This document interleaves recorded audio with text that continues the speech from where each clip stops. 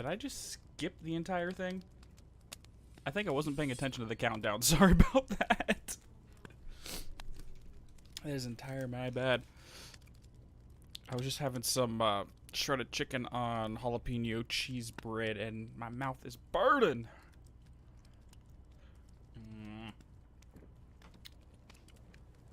And to answer your question, that is a coffee thermos sitting behind the chair there. So you're good. You're good. And Fox, again, to answer your question you had earlier before stream started, when it comes, this is a random tangent for anyone who missed the question, but music and affecting emotion, in my opinion, it comes down to two things. One, the law of associative memory. So we tend to associate certain things with other memories and emotions. For example, a certain song that played on your first date, you'll remember that down the line, so every time you hear it, it's going to remind you of a person. Or it can be something like this individual reminds you of a specific emotion, or this smell does, or a physical location. But on top of that, just a quick anecdote. I took a music appreciation class in college, and one of the projects we had to do was take a scene from a movie and then change the music that was behind it just to see how you can affect the emotion behind it. And you can really easily manipulate how someone perceives a film just by doing that one thing, is changing the music. It can go from a very heartwarming, loving scenario, and then you put some, like, music that's right out of a spy thriller instead of the happy orchestra, and all of a sudden you're suspicious of everything that's going on. So yeah, it's a really easy way. Music is a very easy way to manipulate emotion. But anyways, hello everybody. Sorry for that really random tangent. Draco Fox was asking me something before stream started. Important, is that bleach or book behind the chair? Are you talking about the blue tube with the white top? Because that should be the coffee thermos from Alan Wake. It's one of the collectibles. There's a lot of weird Easter eggs on this. For example, at the top row of the bookshelf, you'll see copies of the Alex Casey novels by Alan Wake as well. We got a map of Bright Falls there. We got some stuff from Psychonauts. We just stuff all over the place. Just for the fun of it. It looks like Bleach, no worries. Alright, everyone, so today is the last act of Quantum Break. Ugh, sorry, I'm stretching right there. Looks like a bottle of milk. Technically, we can throw milk in there. We can put anything we want in the thing. So yes, today is the last day of Quantum Break. Unfortunately, there is no TV episode at the end of this, and there are no quantum ripples for us to read afterwards, so the gameplay is the gameplay, and that will be all. And naturally, of course, I completely forgot my notepad with my collectible log, so I will be right back.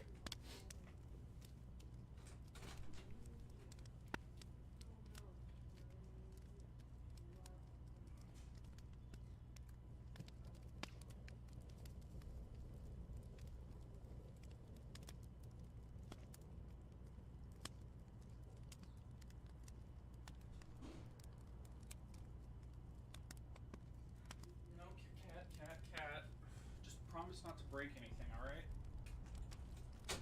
I don't trust you not to knock things over, cats. You are adorable, but you also break things quite frequently. Alright, where is this? Nope, not that one. That page right there. Alright. How long are we expecting? Oh, just now. Okay, so I got you down there. Kaboom. So it's, to answer your question, TNT Bobber, this one will probably be slightly shorter than the other streams, just because it's mostly 2, possibly 3 locations. I don't recall. I think there's 3 acts in this. Yeah, there's 3 acts, but the last one's mostly a boss fight. Cat, don't claw at my stuff. Oh, crap. No posting memes. No posting memes. Not in chat, stove. By the way, turn your stove off, dude. We don't want to have another incident like we had with Mercury last week. Alright.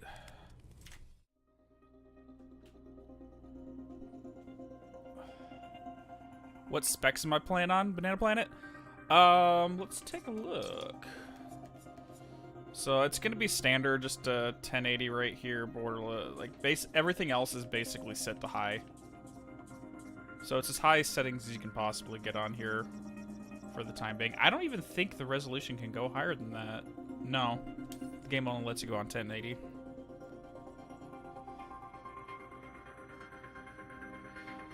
Absolutely, Draco Fox, and that's usually what it is. They say that smell actually is, I think smell and sound are the 2 biggest triggers to memory at the end of the day. That's why you'll smell a scent and it reminds me of your grandmother's home, or reminds you of your grandmother's home that you haven't seen in 20 years, and it'll just those emotions start flushing back. Oh gosh, technically speaking, my PC I think can handle up to 4K with this new monitor, but not a lot of games run it. But frankly, I tried it out with Control, because we will be streaming Control not next game, but the game after that. And unfortunately, we're going to have to use the DSLL and possibly turn down some of the ray tracing. I've got it running decently smooth with most of the ray tracing on it, though. Cat? No, Cat. Do I have to throw you outside? Yeah, I'm going to have to throw you outside. I love you, Charlie, but dude, I can't have you do this. Alright, Charlie, say bye to chat. Yep, bye-bye.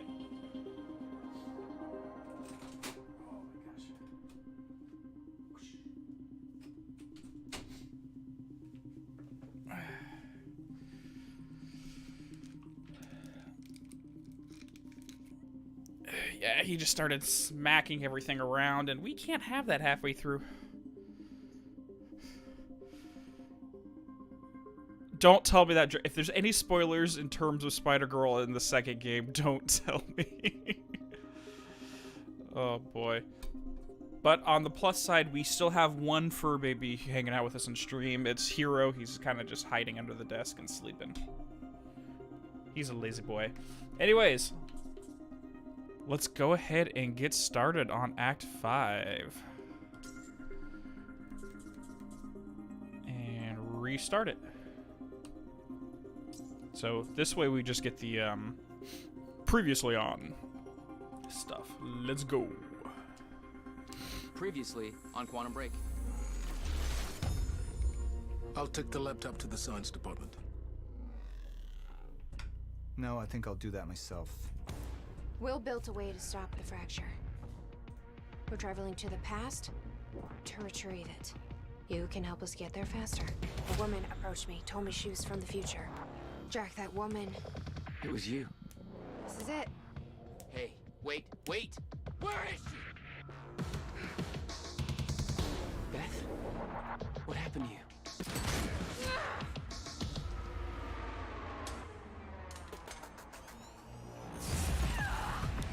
No, Ryan, I don't think there's a Spider-Girl in Quantum Break. You can't. No! So, what you did next? It wasn't personal? No. What's going on with Google skills over here, Vadim?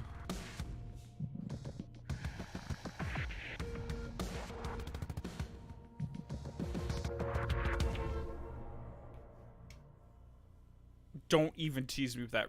That would be the ultimate head fuck. Is if randomly I'm halfway through this and Grudge Girl just pops out of nowhere. I'm like, what the crap? Wrong game! It's obvious the city's going crazy. The entire world. I can't even keep up with the reports. Listeners, you really want to stay indoors. Don't go outside. We don't know. Time was broken. Working out of sync.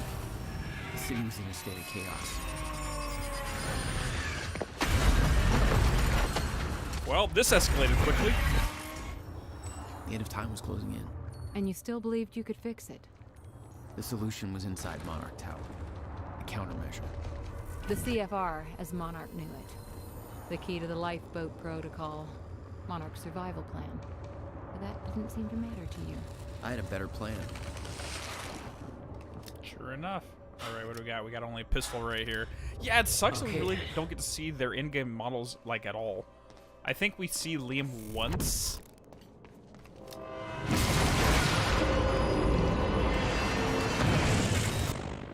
Well, that sucks. Christ!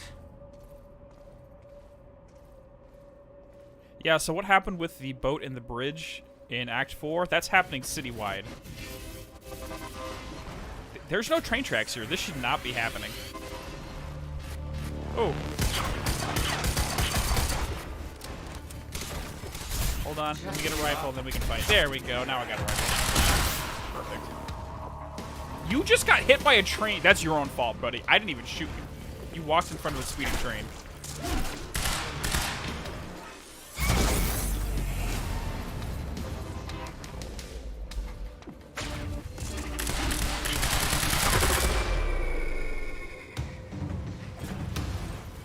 Your phone's not liking the particle effects? Yeah, this game is particle effects the game. Let's be 100% honest.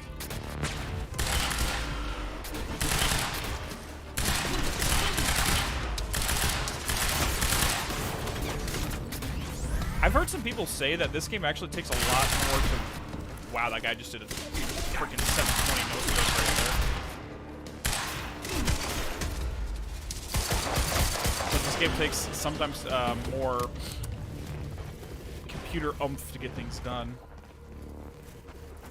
And we're out of ammo there. I need some ammo. I'll take that. Thank you.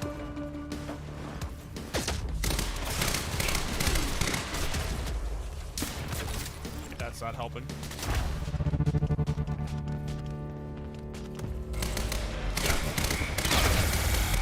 Perfect. And I think I have the game maxed out on the bitrate for what this game can handle, for what YouTube can handle. Because I think Twitch goes up to 8,000, but YouTube can only handle 6,000.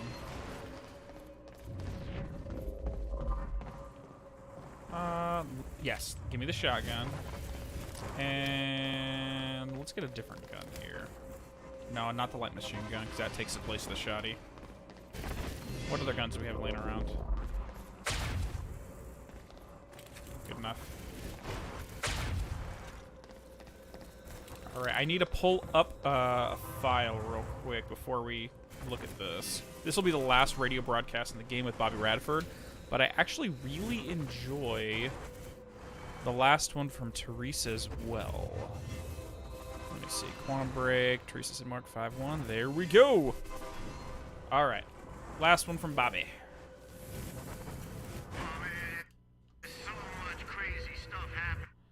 Let's go ahead and listen to it here so we won't have all that crazy stuff in the background. Oh man, there's so much crazy stuff happening. Reports of more and more accidents are coming in so fast, we're being overwhelmed by them. Folks, I don't know what's going on, and I don't mind telling you, I'm fucking scared because this fucking city, hell, the whole fucking world... Oh, shut the fuck up, Barry. They can fire me for saying fuck if they want to. I don't think I give a rat's ass at this point. I love it. I'm trying to fucking tell people what's happening, and you ain't helping. So get off my dick.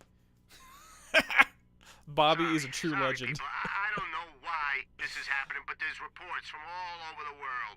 Car accidents, plane crashes, just things going haywire, and for no reason, like the bridge crash we had. It's scaring the shit out of me. Please, if you're listening, don't go outside if you can help it. Don't go on anything that moves. No cars, no trains, no nothing. Seems like everything that moves can be dangerous now, and nobody sees it coming. I know it's crazy, but we got hospitals filling up all over Riverport, and it's bad, and it's happening everywhere, and we're gonna make some calls and try and find out what's going on. We'll let you know as soon as we get any new information. Just be real fucking careful, people. Stay inside. Try to be safe, okay? Okay. Let's be honest, we all need to have a local radio host like Bobby having our backs in the community. Just local community radio hosts. We need someone like that all the frickin' time. I think that's the thing about small communities that is appealing to me, is everyone knows everybody. It's one of those very close-knit community situations. But did someone say Barry? Like, I never listened to it, but Barry, the name of his producer's Barry?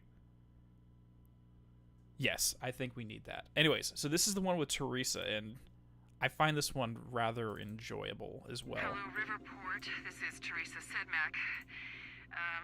As I am sure you are aware, listen to how flustered she is. Very chaotic right now, all over Riverport and in the rest of the world. There's an epidemic of collisions of some kind happening. Car accidents, air collisions, all eerily similar to the Port Donnelly bridge crash we experienced earlier, where nobody seems to see these accidents coming until they happen. I personally witnessed a car slamming into 3 people, a family, as they were crossing the street, and I do not know where that car came from. The street was clear, and suddenly it...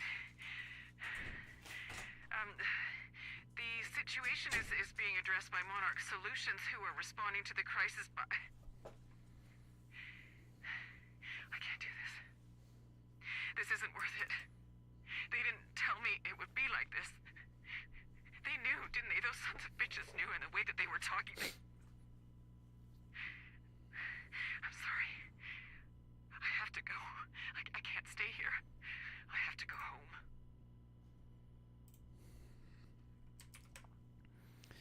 Yeah, so even their bought and paid for disinformation host nutted up and said, you know what, done, I'm out. Yeah, and she's just like, screw this, fuck this shit, I'm out.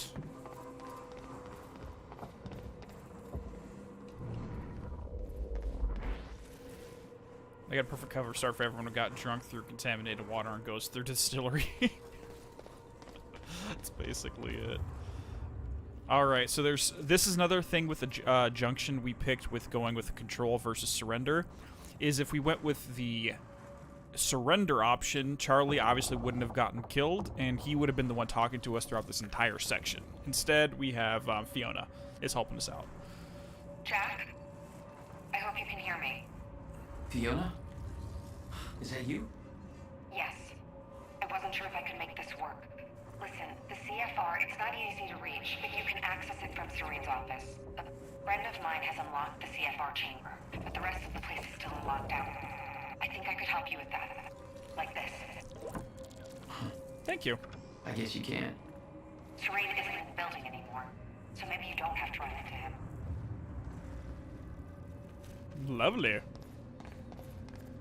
So she's got our backs here. Alright, so here is the HQ map, and we need to get all the way to the CFR lab. So, random question. Yeah, it's possible for people to still have a thought in closed time loop, or like they'll get a phantom pain. Okay, hold on, let me read that. So, if possible for people to still have thought in a closed time loop, or not, like they will get phantom pains. So essentially, they'll think the same thing every time throughout the time loop is what you're referring to, Fox? I'd have to say essentially it would have to be roughly the same, because even having, I don't know, even having a thought might alter things depending on how you think of it. Alright. Like, at the end of the day, as long as their actions are consistent and the thoughts really don't matter too much, but I'm pretty sure there's going to be a ghost in the machine every now and then. That's a complicated question, Fox, to be perfectly honest. That's something for the philosophers, honestly. Like deja vu? Possibly. Welcome to the international headquarters of Monarch Solutions. Okay. This state-of-the-art building has become world famous for its unique architecture and its iconic presence in the Riverport skyline. Sure.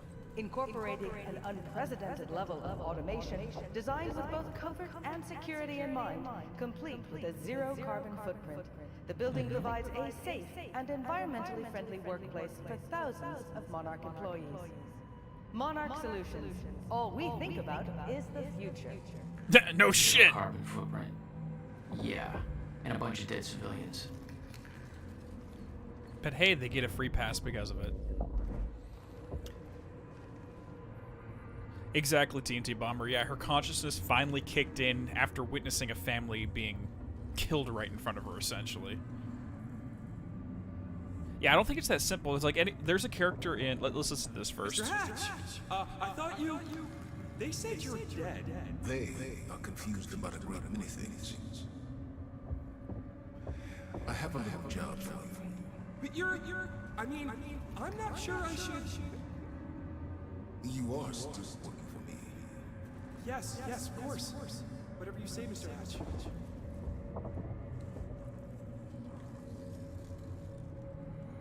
So let's hope this rewind is before Liam managed to kill Hatch, because otherwise he's still here, despite that. But there's a character in the, not the Legacy, but the New Jedi Academy books trilogy for Star Wars, where there was a character called Diorsk 81, and basically his entire culture, what they did is they found that society would rise and fall and rise and fall and rise and fall. So what they did is they waited until the peak of their society and then started cloning themselves so that each rendition, as time went on, they would always have the exact same people doing the exact same things, so that society would never collapse back down on that sine curve. Unfortunately, with the 81st version of Diorsk 81, he developed foreign sensitivity, so there was a chaos factor. Despite cloning themselves randomly, genetics said, you know what, let's make a random mutation for no reason, even though it technically shouldn't have happened. So again, it's always more complicated. Buildings in lockdown. The hell's that even mean? So we got our good, faithful Poor janitor bastard over doesn't know here. anything about the train crash. Hope he doesn't have a heart attack when time resumes. Alright. I wonder what happened if time ripples occurred with everyone was doing something like swimming at a beach. What would happen if time froze? They frankly wouldn't even notice for the most part unless like fish or stuff started swimming out of nowhere or sharks popped up. Oh crap, hold on. Goodbye. I don't want to deal with you. Right. Paul's office. Alright, really quick note. Monarch radio note. Won't work in stutters. Radio waves get stuck, same as everything else. Use stutter-proofed hardline terminals instead. Okay, fair enough. And to answer the question earlier, the only reason that we could hear Bobby's broadcast is because we reset time within the stutter in order to listen to it.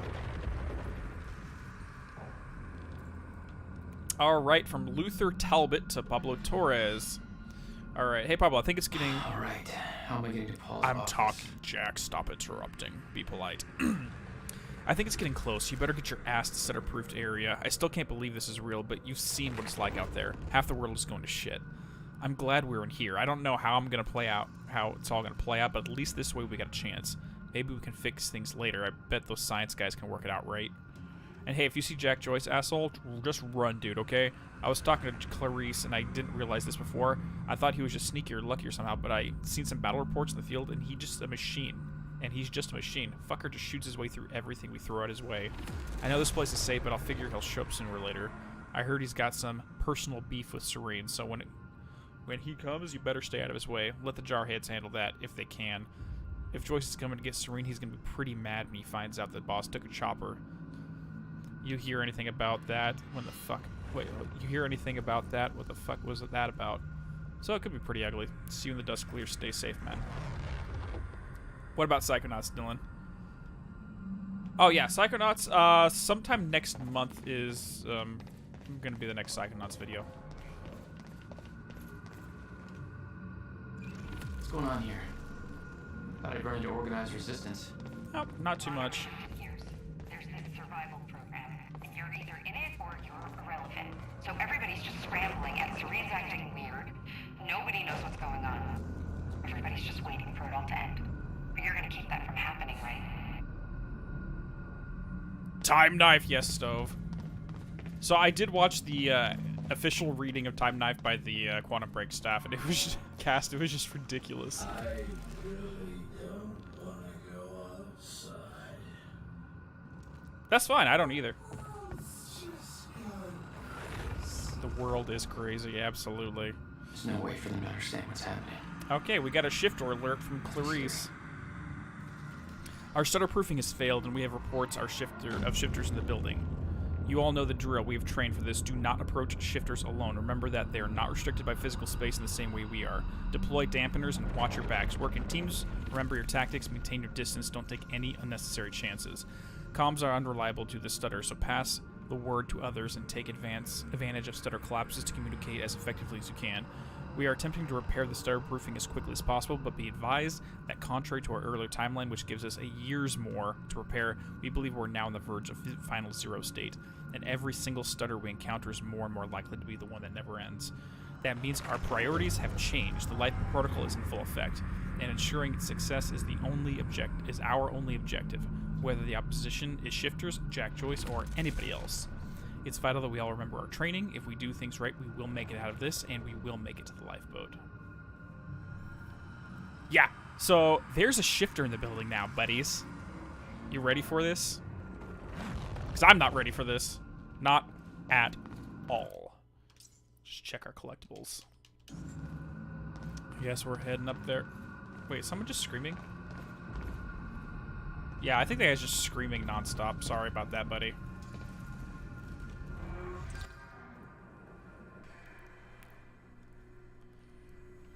Let's head on up. I was getting closer to the countermeasure. Look out the window. Watch Paul the had bridge. the key to fixing the fracture all along, but he didn't see it. There was nothing to see. He believed the fracture couldn't be fixed. That's why he used the countermeasure, the CFR, to create the lifeboat.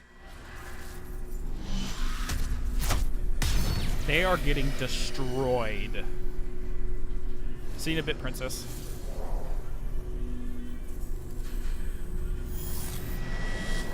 So there's the shifter right over there.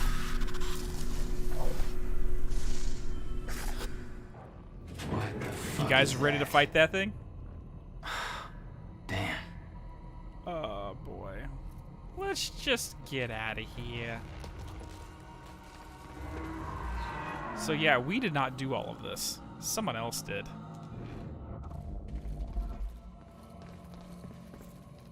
Mr. Hack, sir, I mean, if I deactivate the stutter-proofing system, won't that, if time stops again, then the building will be... Let me worry about that. It's just that I'm really not sure this is okay. Couldn't we just check with somebody? Do I have to look up your home address? No, sir. See that you do. He literally just threatened to murder his entire family to get him to shut off the stutter-proofing. Yeah, Hatch is a swell guy, right? Those men died fighting something that lives outside of time. The very reason our weapons program was built. Serene knew they were coming. Weapons weren't doing the trick.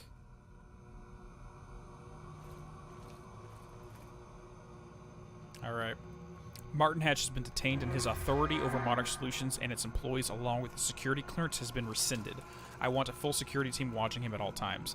He is not to be given access to any computer system or communication. Don't talk to him and don't allow him to talk to anybody. Lock him down and keep him locked down. If he attempts to escape, shoot to kill. I'll deal with him when I'm done with the present crisis.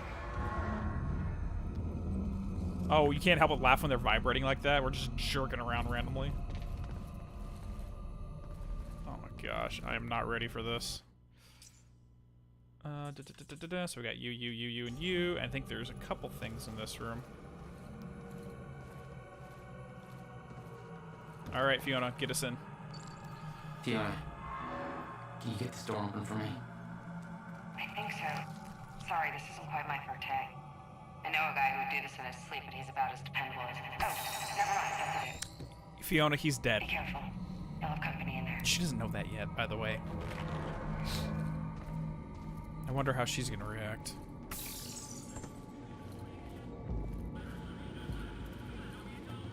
What are you guys looking at?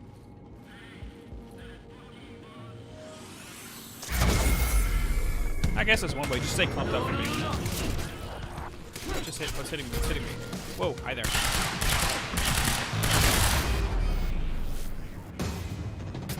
That's all. Imagine what it must be like to be on the outside and not know what the hell's going on in this situation. Or just completely frozen and pop up and everything's destroyed around you.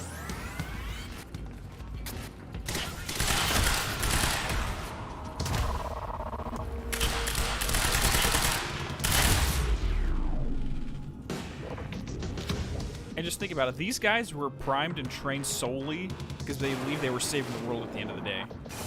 I don't... In a lot of ways, I don't see anything wrong with it. Granted, some of the teams were out there killing civilians, so that's the problem, but... Hi. Alright, we need to get the guy on the backside. Hi there. Alright. Got two of the juggernauts here. What's up, buddy? Alright, let's get the other guy.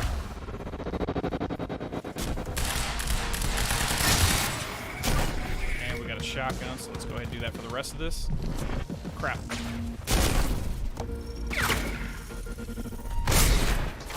Boom, 2-2, and... Hi there. Got it. Gotta get the countermeasure. I think we're good. Why the robotic voice, though? What are you talking about? Yeah, exactly, Ryan. You're just kind of sitting there and randomly you're slapped in the face. It's just like, whoa, what just happened? You don't even remember someone around you there to slap you. It just happens. Against them.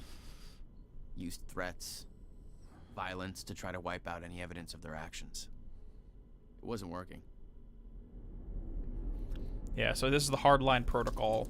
Eliminate initial witnesses, identify, prioritize further OPSPEC threats, eliminate, intimidate, and silence as required, no loose ends. Unfortunate accidents, allow no access to the site. Yes, unfortunate accidents, wink wink. Stonewall, no follow-up statements, no proof, plus no proof equals nothing for the media to work with. Info Warfare, see Charlie, contain to shut down all online leaks, tracks, and neutralize all users immediately. So if you say anything online, we're going to terminate your accounts. And we're going to delete anything you've ever put up. Disrupt cell phones' connectivity and filter out content as required. So if two people are talking on the phone, just shut down their phones. No one's allowed to speak about anything. And with Monarch, they have the power to do that. Yeah, you to be like, yeah, right. You told me that hey there, Hatch Matt. had Paul's full support. I saw otherwise.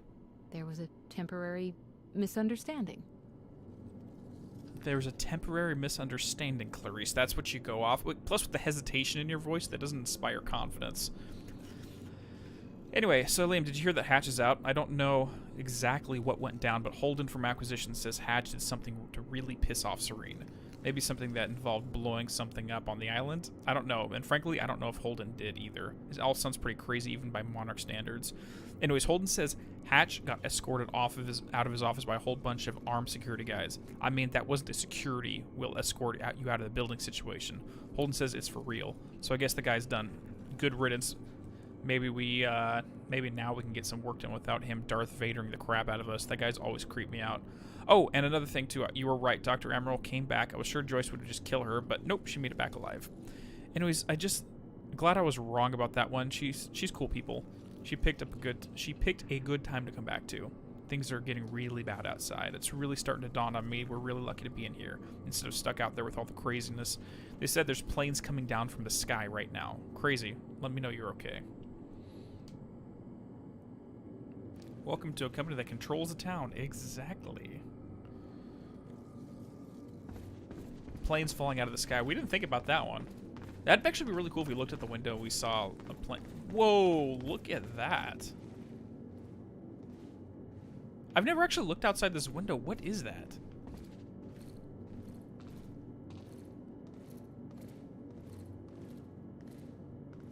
I mean, it semi looks like a meteor shower. It semi looks like buildings with weird lightings, but it's just...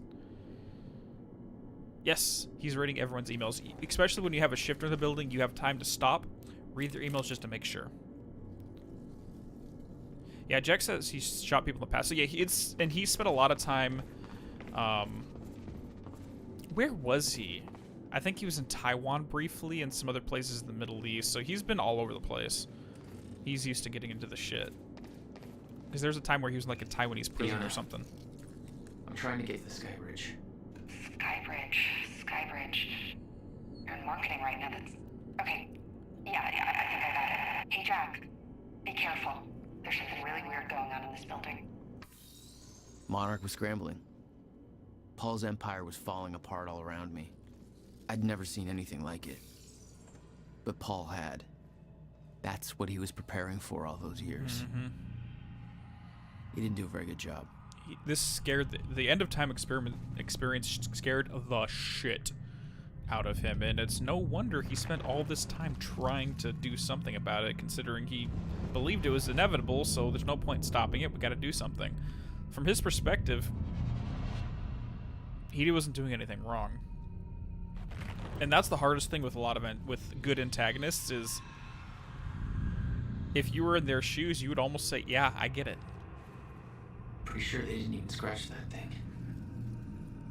But all of their Monarch tech, all their preparation to deal with shifters, and yeah, that's worthless. It's time, things in quantum stuff. Yeah, basically.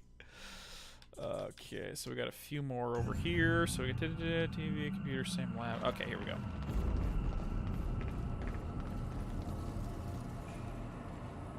Oh my god, just look at this. It just tore straight through them. Yeah, antagonists are better than villains 100%. Because if you do a traditional villain where it's just I'm evil, they get boring. I mean, you want to semi-understand the villain to the point where you have to stop and question yourself. If I was having a bad day, would you say, yeah, you're absolutely right?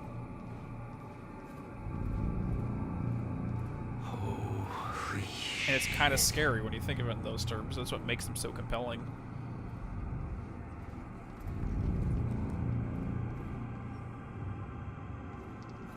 Yeah, this is bad.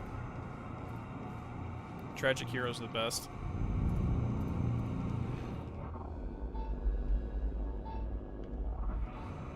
There we go.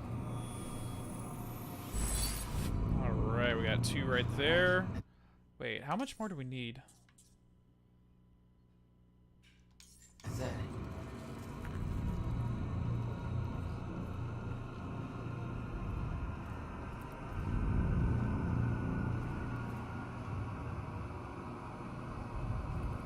Hey, from Bruce Livingstone, about my screenplay. You ready for some more time knife? Is everybody ready for this? Hey, Sophia, still haven't heard back from you in my screenplay. I know you're busy with all your work, but this is really taking off in a big way, so let's try to get this going, okay?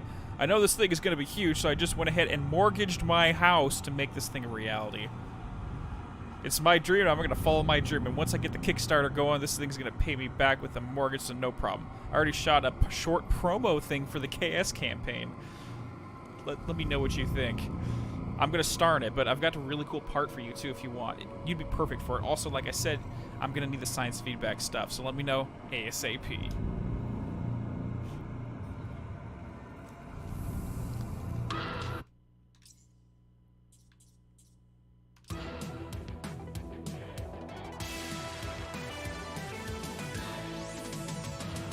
Time knife.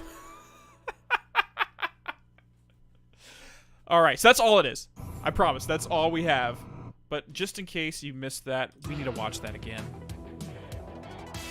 I mean, listen to that music. This is really popping. Time to kill. So it's time breaking down any ideas. Paul, did you try to turn it on and off again? Dude, these people had way too much fun making this. Just these little details that just... I love it. I love it. Take my money. Dude, I donate to that Kickstarter. Let's be honest. We should do that. This is Paul's machine. Looks like they have it on the top floor. Alright. Ensure personally the CFR chamber is secure. Okay, so we got you, and we got another computer right here. Alright, time to kill? Yeah, it's time to kill. Dude, Remedy would be so much fun to work at. If it wasn't the fact that you'd have to move to Finland, or now I think they're moving into Sweden now as well, then I would totally put in an application, but unfortunately I'm kind of stuck here. Bernard Riker. Sir, I know you won't have a chance to read this email until you return to the HQ, but I have turned this over in my head repeatedly, and I see no other option than to let you know what I've done. Hey, no worries, Dracofox. You take care of business, all right? But that's why we should never miss with the time space, just in case there are shifters with all this kill us, and not to mention all this skipping time to chaos sounds like a not fun. Yeah, sometimes whether we have to default back to a Jurassic Park just because you can do it doesn't mean you should. Anyways. So this is the guy who was talking to Hatch, who Hatch threatened to do something terrible to his family, essentially, if he didn't turn off the stutter proofing. I have deactivated the stutter proofing at the building. I have maintenance access and used it. But I want you to know I did it under tremendous duress. Martin Hatch left me no choice. He threatened my family and I didn't know what else to do. I still don't. I know there are shifters out there. The stutter proofing is gone and I don't have a chronon harness, so technically I'm safe. The shifters only exist in stutters, and when one of those hits, I freeze, just like the rest of the world. So whatever happens during the stutters, I'm safe barring some kind of desynchronization-related accident. What that means, though, is that one eye blink, I'm here, and the next, there are 2 dead strikers on the floor. Dead because of me. Their blood all over me from nowhere.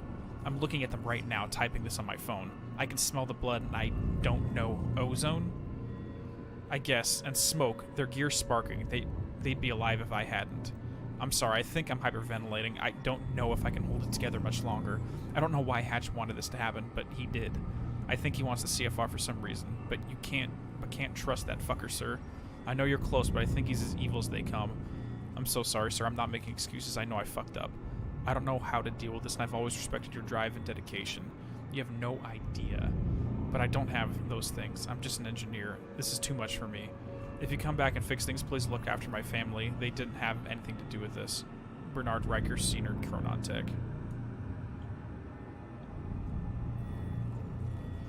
Yeah, we saw the shifter on the bridge when we were going up the elevator for sure. That means that the name Time Knife was already an IP. Oh gosh. Sorry you missed the Time Knife thing here, Draco Fox, but just in case, here you go.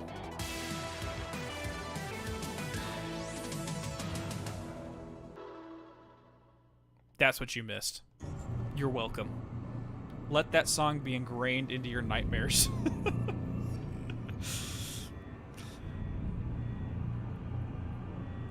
Yeah, so we will see one again in a bit. Basically, let's head back. I can show you what they did real quick, Draco. So essentially, when we were heading up the elevator, we were watching a shifter pummel through all of these guys. I mean, literally just tear through the entire Monarch armed forces, so to speak.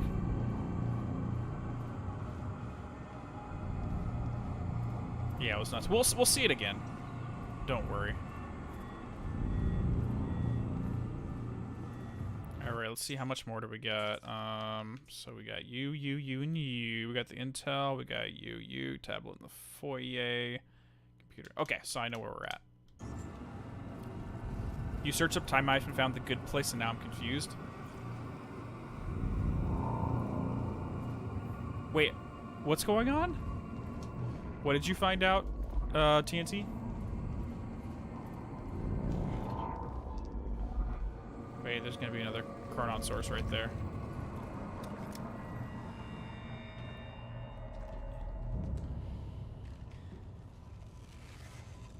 You'll see right here, I believe.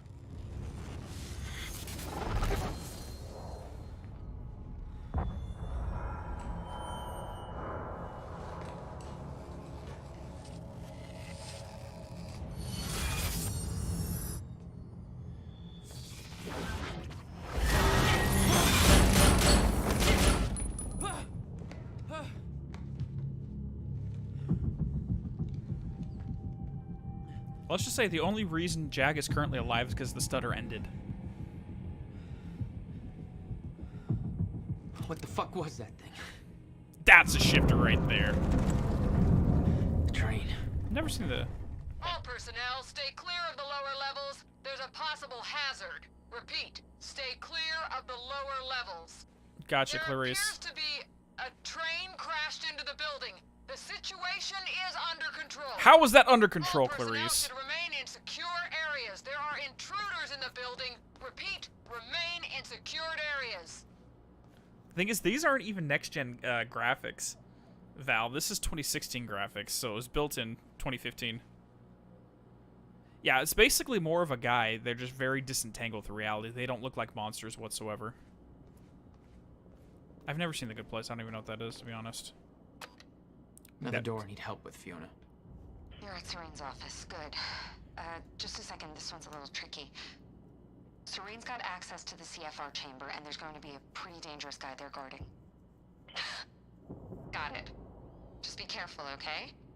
Thanks, Fiona.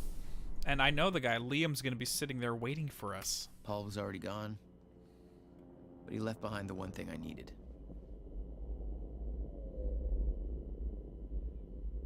So it's basically like Tracer, kinda, sorta, except more in a, rather than skipping through... I think Tracer's things it skips through time. This one's more skipping through both time and reality and space and just basically everything. Fourth dimensional space means nothing. We have a mission. Prep the chopper. Ready to lift off in 15, sir. What's the profile? Full tactical complement. And we're going to need a tech squad for assembly. I'll brief them on the way. Copy that. Good hunting, sir. Well, at the end of the AT&T, shifters are kind of, sort of just people, but people who've been disentangled from reality. Their waveforms are not fixed. They don't vibrate with this dimension of reality, this timeline, this parallel reality, whatever words you want to use. When I think of Time Knife, I think of swords. Apparently the concept of Time Knife has been come up several times. Really?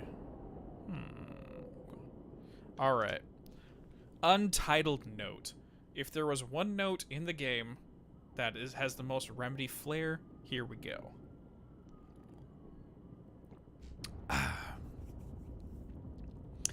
I have left this message here for you to find, so that soon, when the time comes and I ask you to choose, you can do so with your eyes open and with some hint of understanding.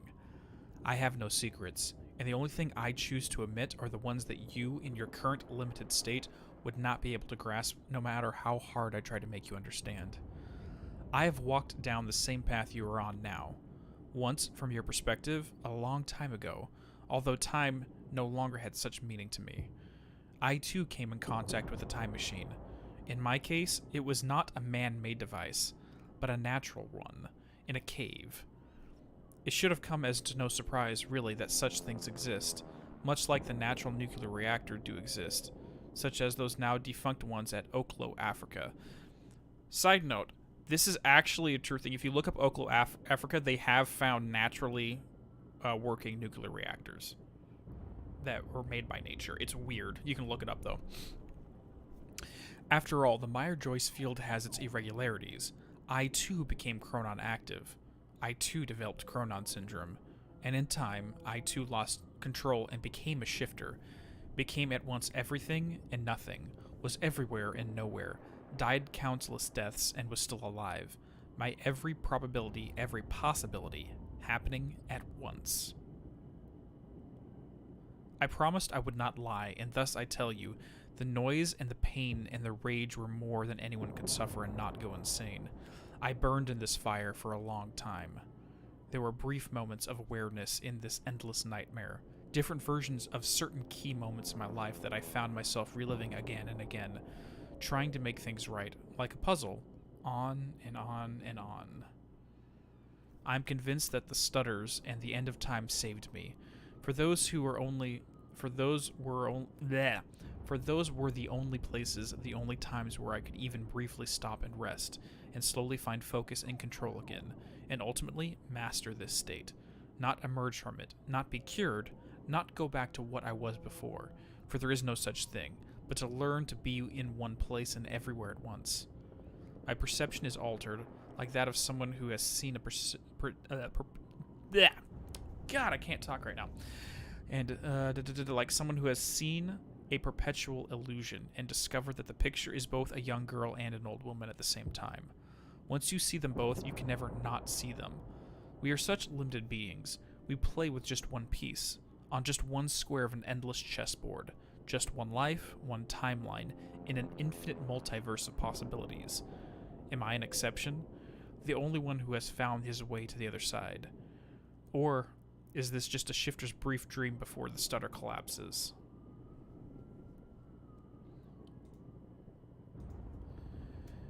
If time is an ocean with a frozen surface, then the stutters at the end of time are holes in that ice. Opportunities. Wait, hold on. I missed an entire paragraph. There are other shifters. You, your best friend, who is now your mortal enemy, Dr. Kim. Others, some of whom you know. It doesn't matter who, because they are gone, and when they emerge, if they ever emerge, they will not be who they were, just as I am not who I was before. I have done my part in helping you achieve this state. If time is an ocean with a frozen surface, then the stutters at the end of time are holes in that ice, opportunities to come up for air. I have a plan. It's already in motion, but it would be futile to try to explain it to you, like trying to explain 3 dimensions to someone who can only see 1. But make no mistake, I do not look down on you. I strive for humility, even as I shift this world from one state to another. I will make this possible. I stand in between. I don't see myself as a gate. I remain humble. Something smaller. A hatch.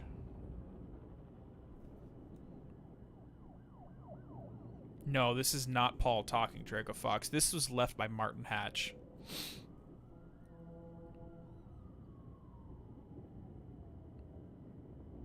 Well, the shifters are generally going to attack anything that's moving in zero-state TNT.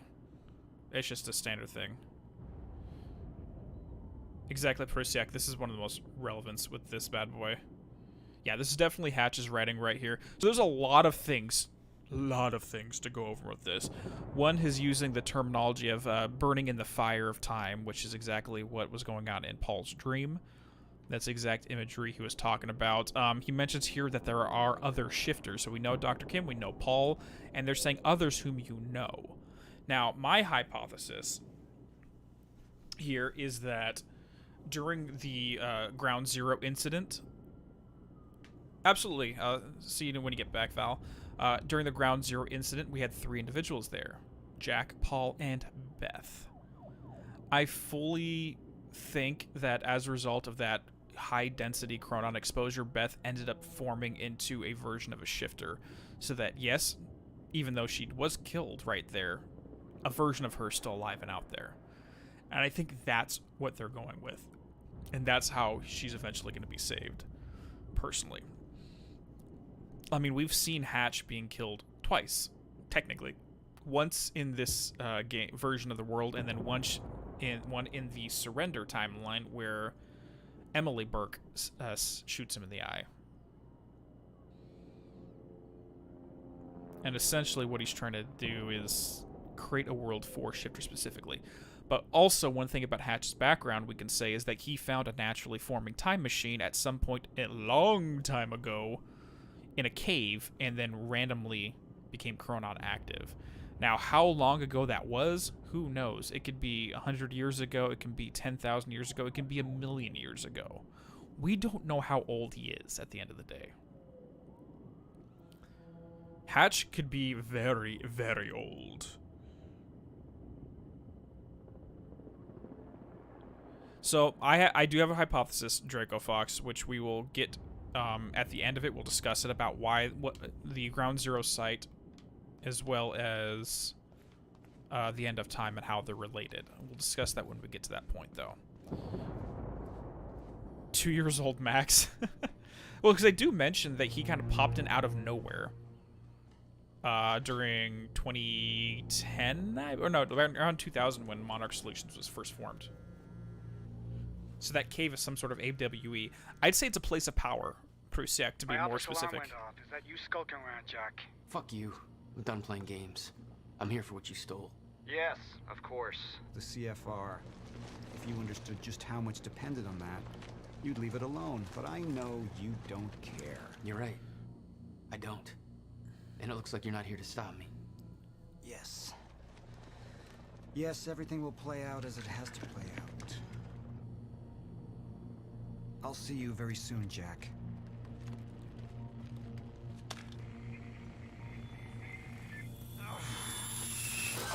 He's starting to turn into a shifter right here. I mean, that's what the end result of the chronon syndrome Paul's been experiencing is you form into a shifter.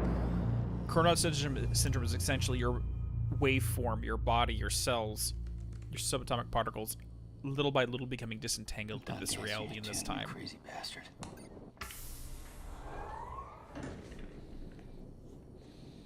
And to answer your question, TNT, yes. Or maybe there wasn't a question there, but for anyone who asked it, we'll answer it anyways. Right here. So, yes, technically speaking, even though Martin Hatch is a fully formed shifter, a very powerful one, I might add, he can exist in a stable state outside of a stutter. Because, at least it's implied, these eye drops right here that he uses contains chronon. So essentially he's using these eye drops as a way to stabilize himself into this reality. And that's why we're always seeing him using them. And that's his way of becoming stable. Now, Paul was, basically Sophia Amaral was working on a treatment for Paul to keep him stabilized as well.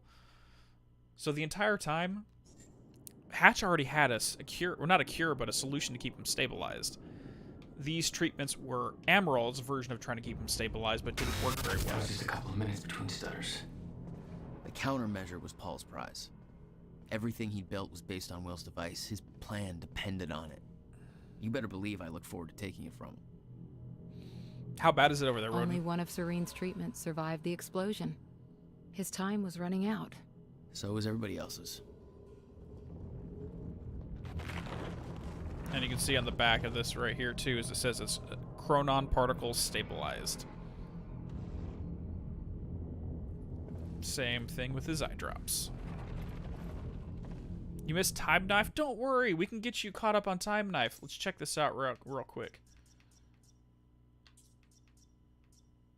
Where is it? Where is it? You ready for this, Isaac? Here you go. This is for you.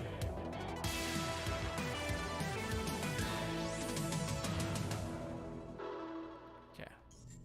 Just for you, Isaac.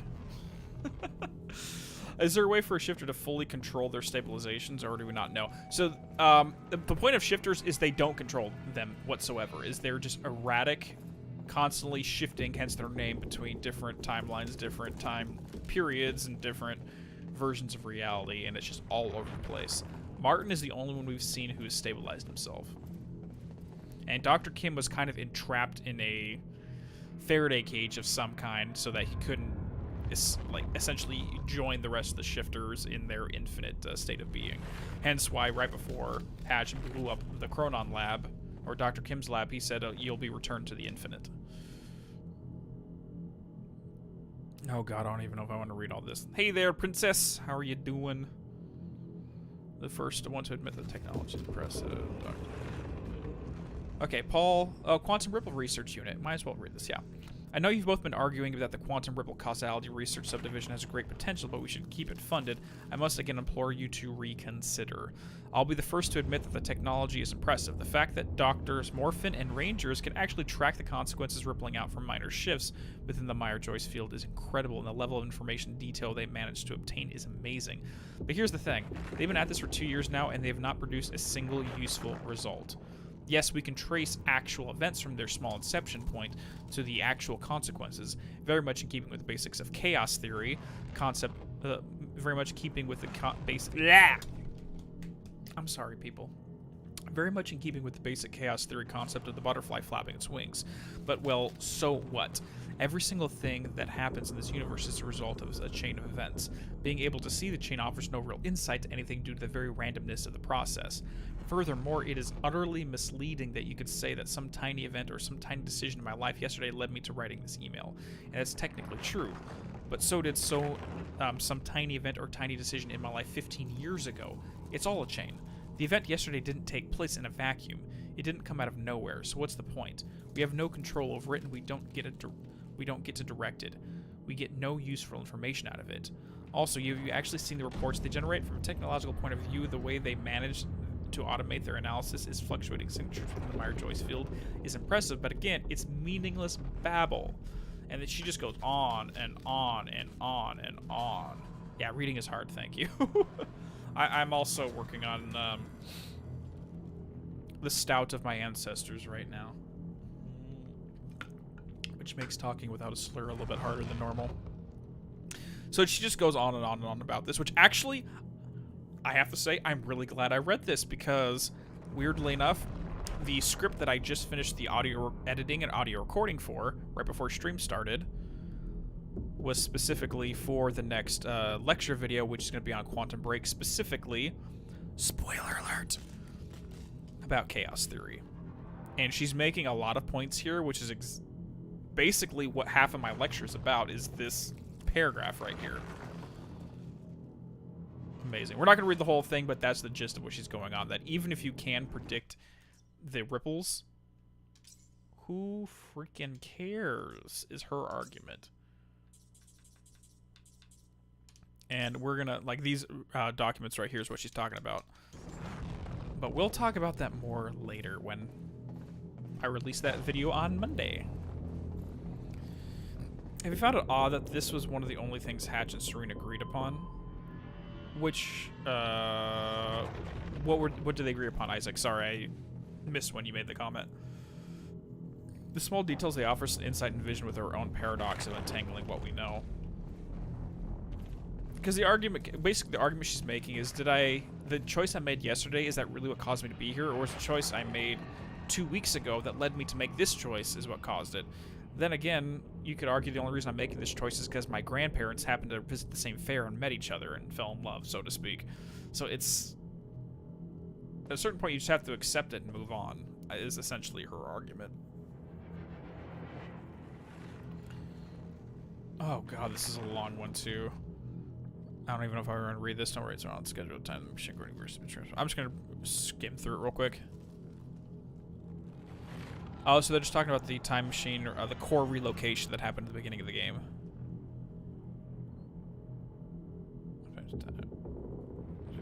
Complicates things, the machine. So they're essentially debating, or not debating, but discussing not using the time machine even after it shows up. That's all they really need. They agree on the importance of the ripple program.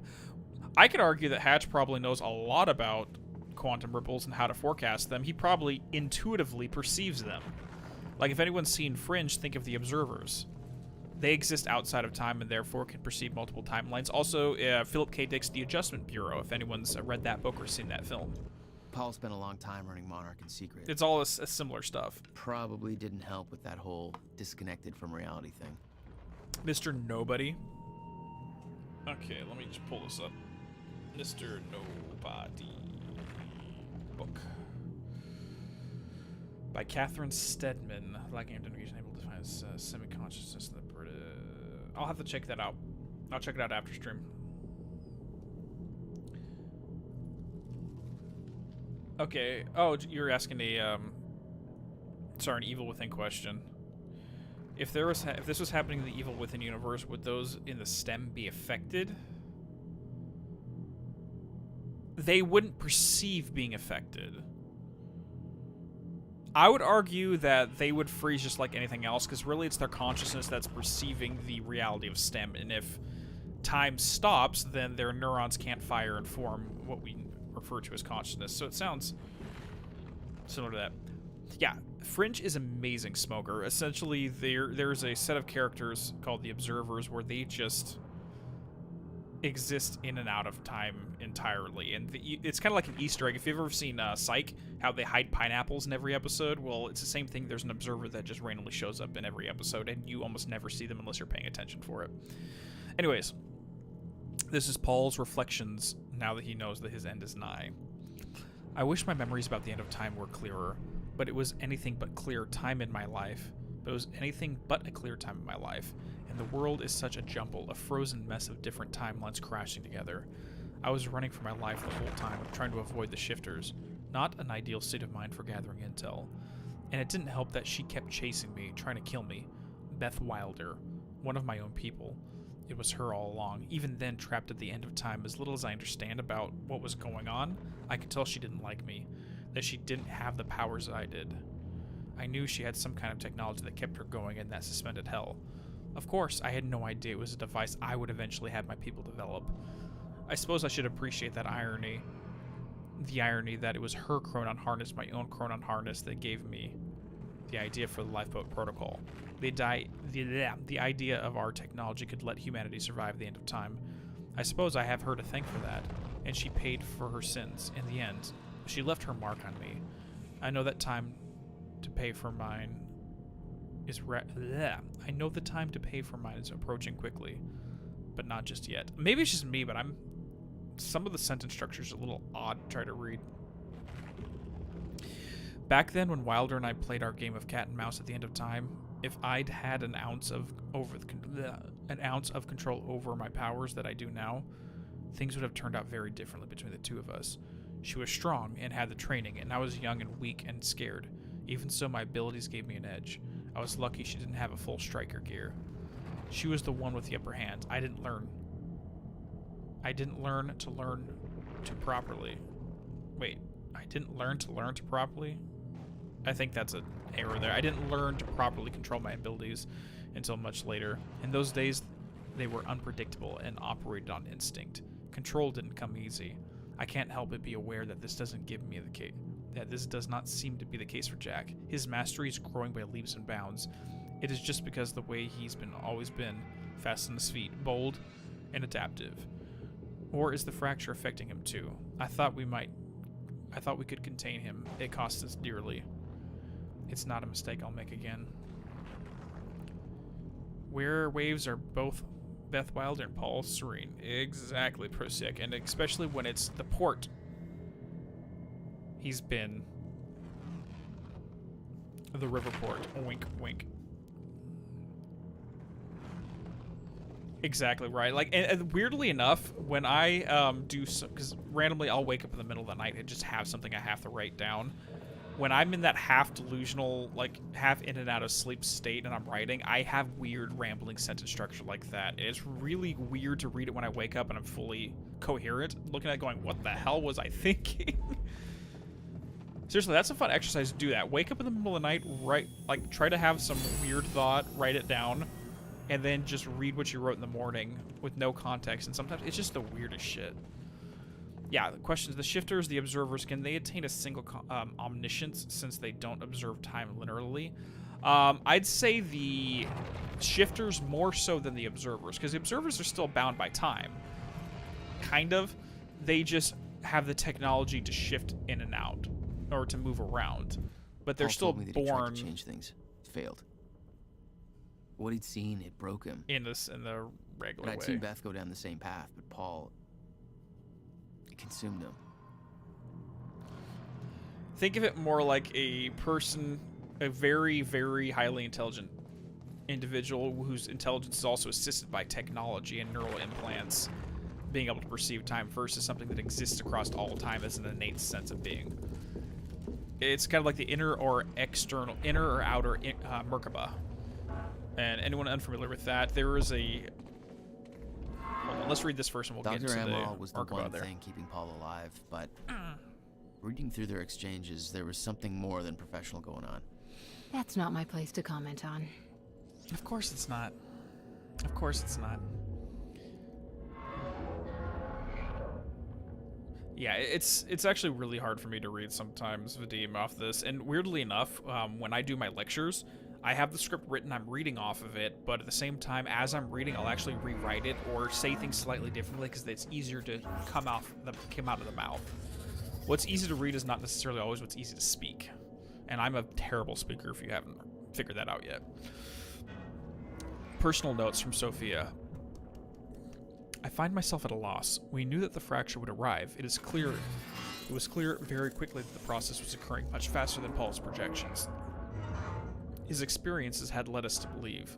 That was alarming in itself. But there's another concern. With the fracture, Paul's conditions seem to be accelerating rapidly. I don't know what to do about either one of these issues. I hadn't had the chance to examine Paul properly, and of course, he won't consent to any real tests at this point. He won't take the time, not with the situation being as critical as it is. He has to prepare for the gala, take care of every little stupid thing Martin trots out for him. He won't think of himself at all, and I'm afraid that'll cost us dearly. So I don't know. I'm just speculating, but I believe this acceleration is a reaction to the stutters in time. In zero state, his wave function is further disrupted by the excessive chronon energies within his body. Before the university incident, before fracture, the condition was progressive, but uncontrollable. The lack of stutters helped keep it in check. Now its progress is rampant, and I worry that it may reach a critical point soon. We always knew that there was a possibility, but all of our projections assumed we would have years, time enough to stop us coming up with a cure, or a way to stop its progress. Which means there's a very real chance that in the near future, Paul's condition overtakes him, and if he does become a shifter, I don't know what to do about it. We haven't been able to help Dr. Kim. I don't know if we could do the same for Paul. I don't know what to do. The treatments are still working, but they take a toll on him, and their effect is greatly diminished. I'm concerned we may hit a point where he's forced to use them so often that the treatment becomes worse than the condition itself. And yet I don't see any other options. He will not rest. He insists on doing so much, and I know he chafes under his dependence on the treatments. He sees this as a weakness. I'm afraid I'm going to lose him. So you could tell that Sophia had romantic feelings for Paul by the end there. And just more proof, because Hatch already solved this problem of developing further into a shifter. So essentially, like, one could argue that Hatch innate loses shifter, found a way to stabilize himself into a normal man, and then intentionally loses it again to become a full Paul shifter. was a powerful man, the leader of an empire. But behind the veil, he was a dying man. The signs were clear. Whenever I wake up and end up hearing things that aren't, I feel like there's nothing but silence.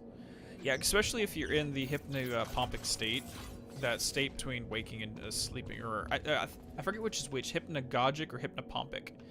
One is when you're awake, falling asleep, and one is when you're asleep, waking up. But there is hypnopompic and hypnagogic hallucinations. Because your mind's still sleeping and having those images, but you're awake, so you're projecting them, kind of like altered reality AR over your waking life. Rick. Look, you have to realize you're not going to keep me from the CFR. Here's Liam Burke. You don't look like you're in any shape for this. I really don't want to do this.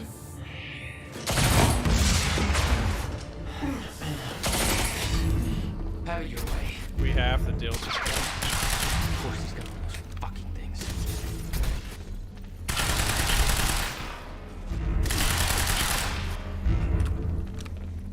Oh, I don't have any time powers in here. He's the only one with time powers. Unless I can shut that off.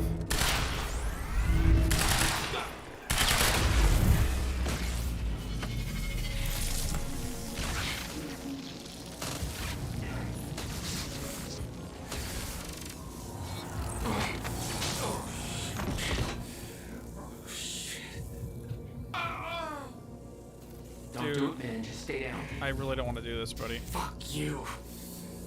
I've got too much writing on this. You're not going anywhere. I would just break his gear.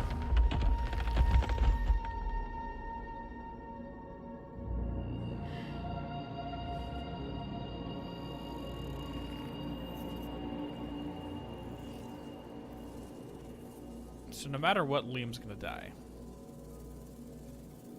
No matter what happens here. I hope so.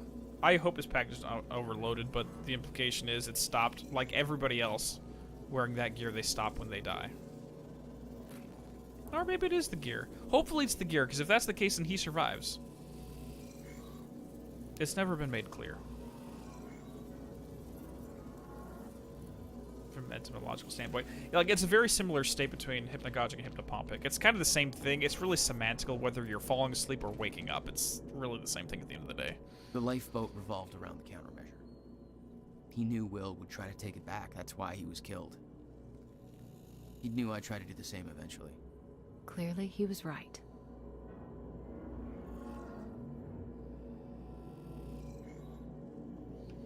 So yeah, I'm not going to read this whole thing. It's basically them saying, don't mess with the CFR, period. I get one sentence and we're going to go. Correct, Ryan. Exactly. So before we head inside here, the thing I was saying about internal versus external Merkaba, it's basically whether you have technology that enhances your abilities or you internally have those abilities. One good example is there was a... let's just look at comics right now because everyone has seen Marvel stuff lately. It's going to be the Iron Man versus the Captain America situation. Captain America, he is stronger by default as part of biology versus Iron Man, who is powerful because of the technology he has around him, so internal or external strength. So observers are more external because they work off of technology, and shifters are more internal because it's innate nature with them. They'd stockpiled all the chronon particles from Ground Zero to keep the lifeboat running. Enough to hopefully last until a proper solution was discovered.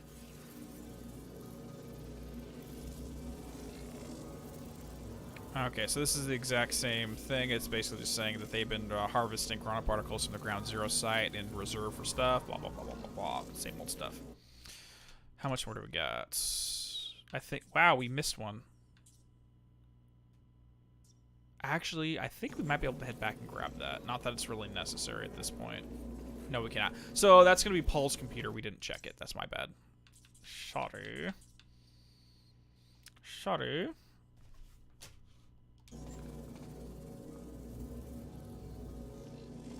Let's just head inside. What about a T-800 and Iron Man suit, dude? Honestly, I think the T-800 is scarier by default. Chamber. Door's locked. That's way above my access level. We already missed one of the Vadim, unfortunately. Since my friend disabled security earlier, I should be able to do this. Listen, I don't really know what the plan is, but it's all up to you now. Good luck. Thanks, Fiona. It was like walking into a shrine. This was their holy relic.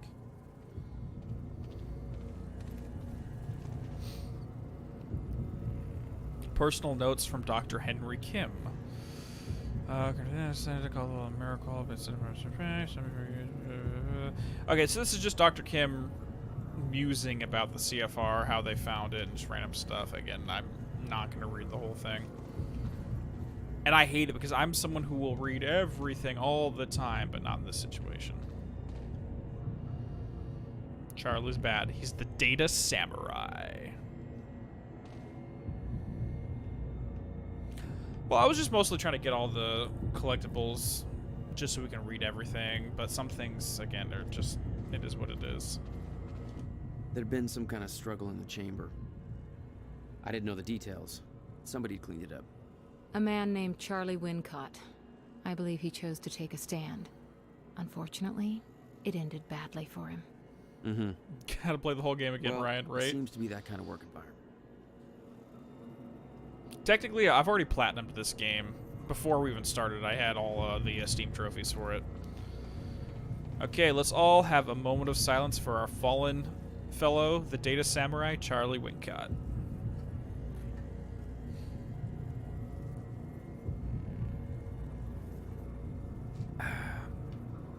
Alright, let's get going.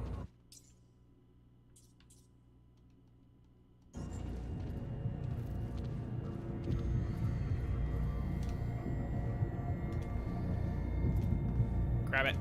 It took 11 years for Will to build the countermeasure.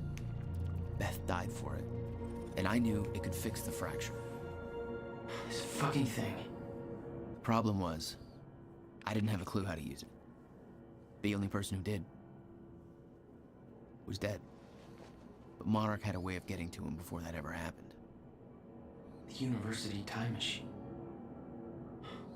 You got the core here. Monarch had built their own time machine above the CFR chamber. That's where I needed to go. You still believed you could go back and save your brother? Yes. Let's do this. So yeah, in the surrender timeline, Charlie meets us right here, and he helps us disengage the CFR and walks us through this whole section. So we actually bump into him and hang out with him in-game. But in that body bag is going to have Liam's body instead of Charlie's. Hey there, bird. How are you doing?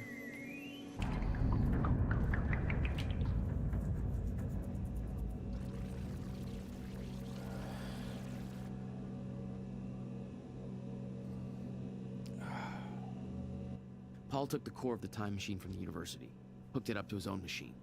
It was part of his sick desire for control, but that gave me one last shot at fixing things.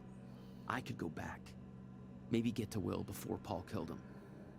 And if I could get the countermeasure in Will's hands, maybe I could still turn everything around. Hey there, Oliver. How are you doing? The Stanley Parable reference. Nice. Alright. Battle arena, let's go. Core was set, the machine was prepped. I had to put the core door in place. Very convenient. Okay. That this is all here. This should do it. Deploying the corridor. Phase 1 underway. Please clear all residents. Oh crap. Unfortunately, I do not have... Of course.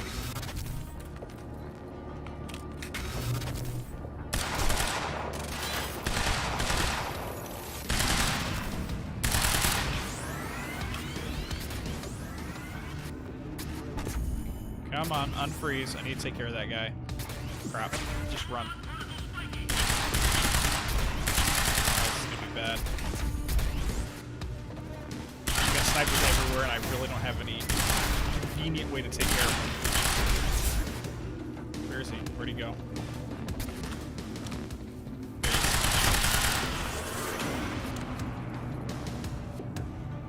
Very good.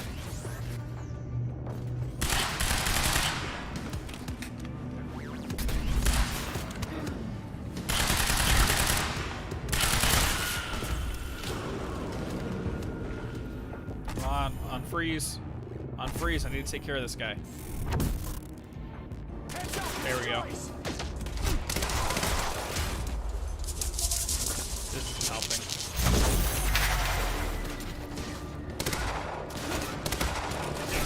Take him out!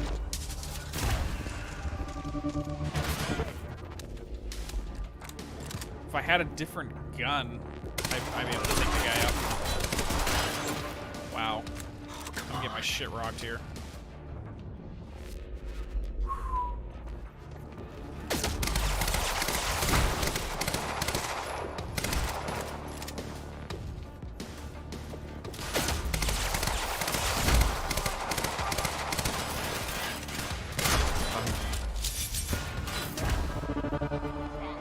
We got two of these guys with a very bad gun on us. Take unit down!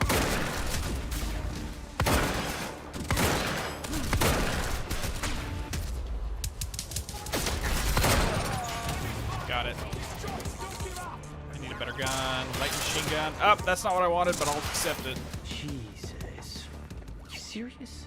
Oh, the carbine. That's what I've needed. Where's the bomb? I can't even see it. Got it. Okay, we do have a carbine, so I can take out the snipers. That's good. Got it.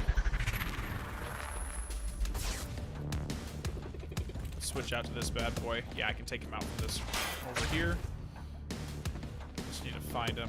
There he is. Come on. Wow, I'm bad at this. Got him. Perfect.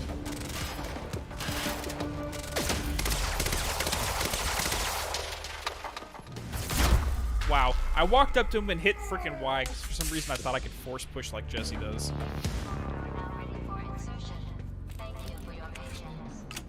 Oh, you're welcome, you very slow machine lady. Thank you, slow machine lady. Was ready. I just needed to put in the date.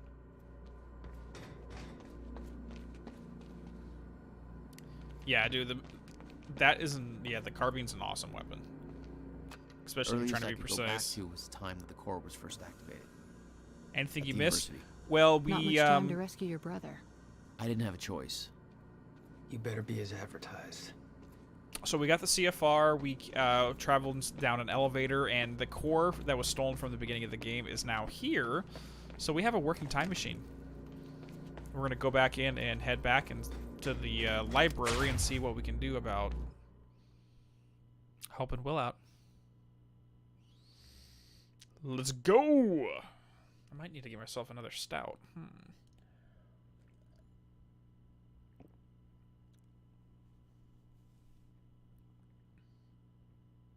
I might go get one.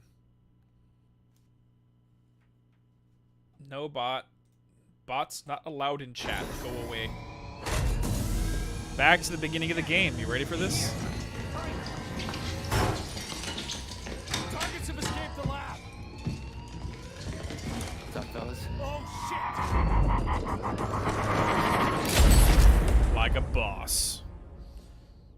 So if you remember back at the beginning of the game, they literally said that it seemed like Jack was in two places at once, that they were seeing him all over the place. That's because he was in two places at once.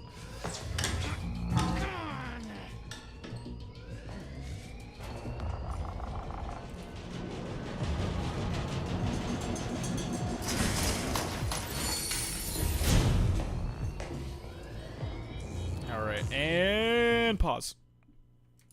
I'll be right back. I need to get another drink.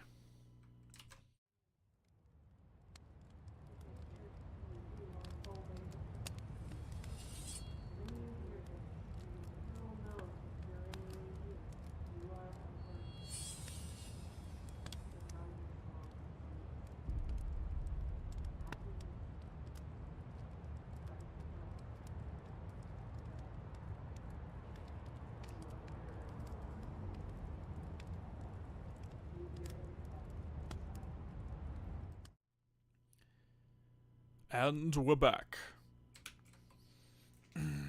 So tomorrow is my last day before a 10-day vacation. So I am enjoying myself.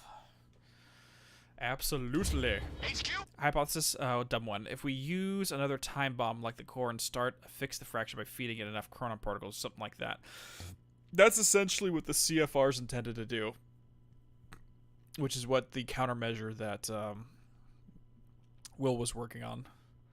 We've got an intruder in the lab. Core extraction team is down. Over. Actually, I can tell you exactly whose eye that is. Joyce's. That's Sam Lake's eye. Fire, but avoid damage to the core at all costs. Like in lore, that eye is the one that you see I got in their the beginning of Alan active Wake, and that's Sam's eye. Too late to stop it all before it ever started. But not too late to save Will. All you had Yeah, to do it's was really get to his. him in time. Yeah, that was the plan. It's locked. Basically, Yellow Bat, who made those animations, pulled that TV set out of Alan Wake and put it in here. Raider Team 3, intercept immediately. Ready another extraction unit to remove the core. Okay, so we're good there. Let's go. So we're literally right back at the beginning of the game, but we're seeing it from our different perspective. We're older, we're wiser. Prowler Team, ready the heavies in the underground parking. I'm not hearing any response from Raider Team 3. We may have a situation. Where the hell is that extraction team? We were supposed to have the core loaded in that chopper by now. Sorry. Was right. Should have sent Liam Burke in first to deal with those Joyce assholes. Directive was take alive if possible. Alive ain't Burke's calling card. Sorry, guys. That's what you get for standing next to explosive materials. You never stand next to explosives.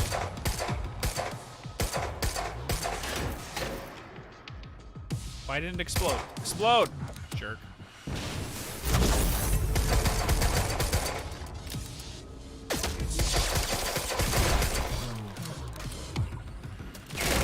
Oh god, there's two of you.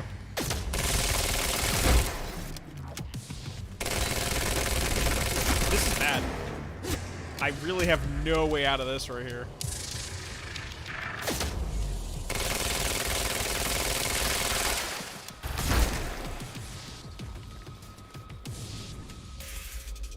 Okay, I need to run.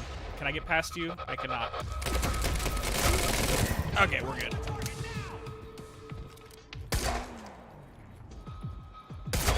Got him. For some reason, 2 headshots instantly takes care of these guys. It's awesome. That's where I need to cut him off. 1 to stagger them, and you wait for them to come back.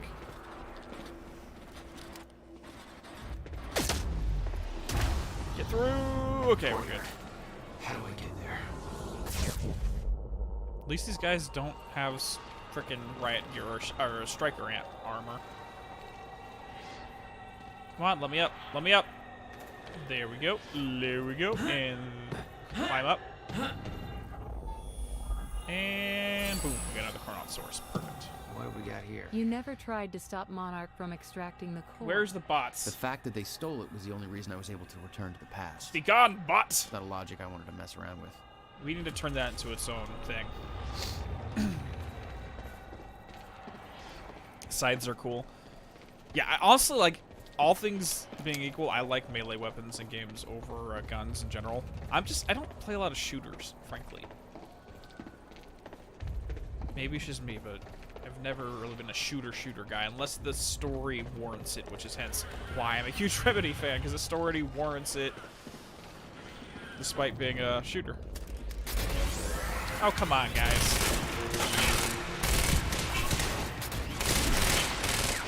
Wow, there's a lot of you guys.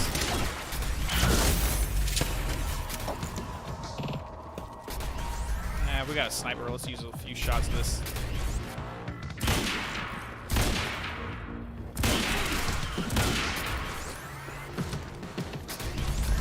Whoa. Hi there.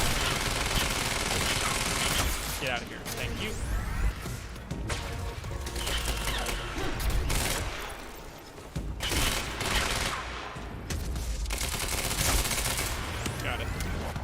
Yeah, just keep coming down one at a time. I appreciate it, boys.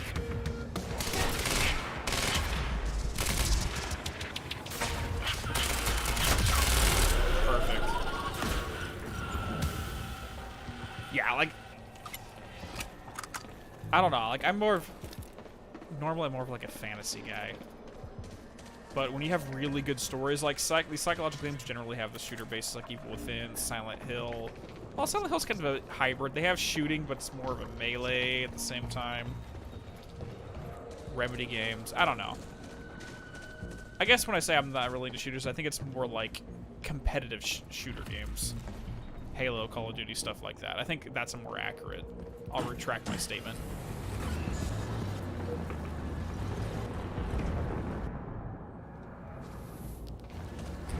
Oh crap. That's right, we need to dash our way into there.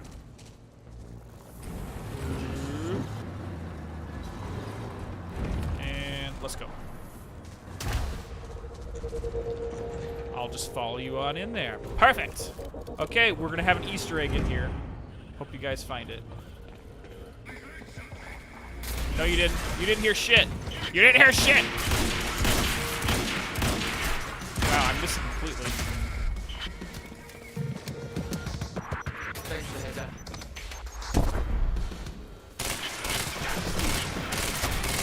Got it. Yeah, this section's gonna be just a lot of shit. A lot of combat. Got it.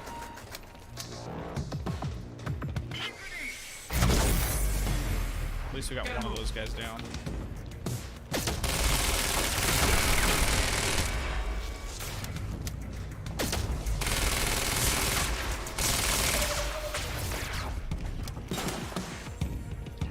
How many more we got? We got you and nothing else over there, so we still gotta take care of this guy. Alright, let's go. Unfortunately, we cannot melee these guys, I don't think. Perfect. We're almost out of ammo, though. Do we have a backpack nearby? We need a backpack. I need ammo. There's a backpack. When Will and I had escaped from the lab after the experiment, it seemed like Monarch was dealing with somebody other than us. Let's take care of this guy real quick. Oh god! That guy almost took... That one dude almost took me down. Fuck you, bro.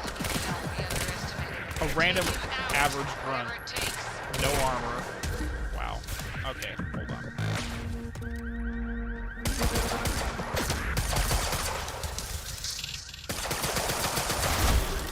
Perfect.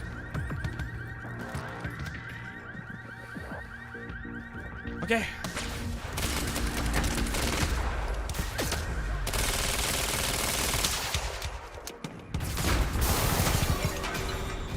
At least that guy's down. How many more do we got? Where? Okay, we got one more heavy coming up.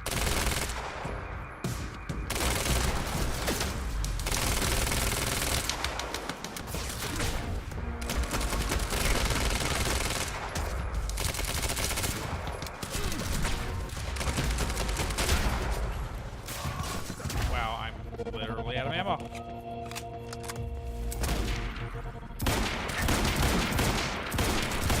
Oh my god, just run!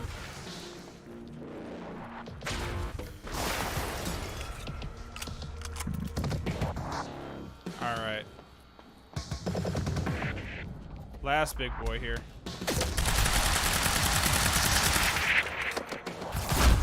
Done.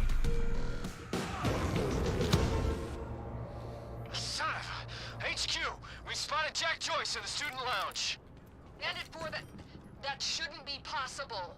I'm getting reports of gunfire in the underground parking. Are you sure it's Joyce? I need visual confirmation. Didn't expect two of me, did you? Mm-hmm.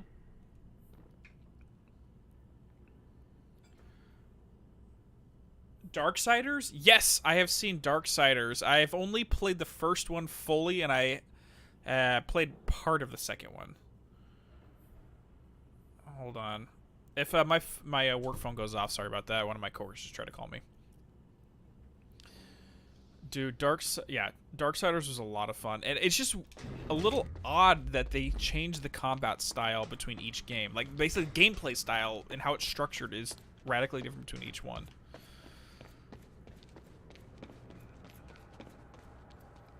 we're talking about farm tools while I'm in a gunfight. You know what? That would be a bigger insult to injury if literally Jack went through this entire game using farm tools, like a set of shears or a shovel, and beat all of the Monarch troops. That would be awesome.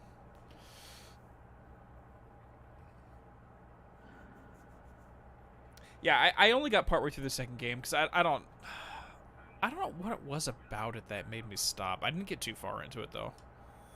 Burke, the hell are you Listen for doing the Alan here? Wake or the Remedy reference, I should say. Fuck if I know. Let's go see Wade. It's a Remedy reference, not Alan Wake. I apologize. Gotta round up the witnesses. How come you get all the fun? Probably because I'm not rocking those. Catches orders.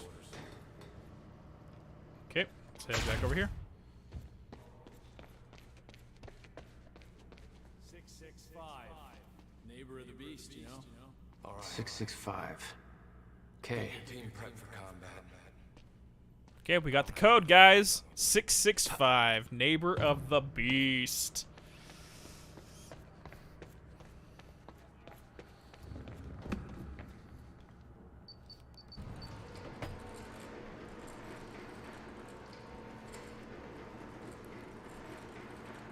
Oh, dude. That would be awesome. Running around with a pitchfork and torches and just running through fucking Monarch forces. That would be absolute brilliance. Yeah, it's not even a Max Payne specific thing. It's just Remedy in general. They do that. They just love 665, Neighbor of the Beast references.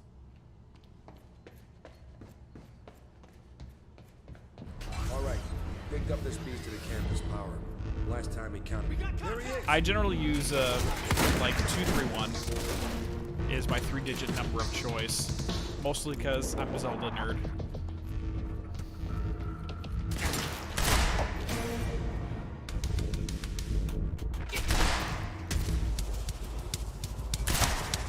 Got it.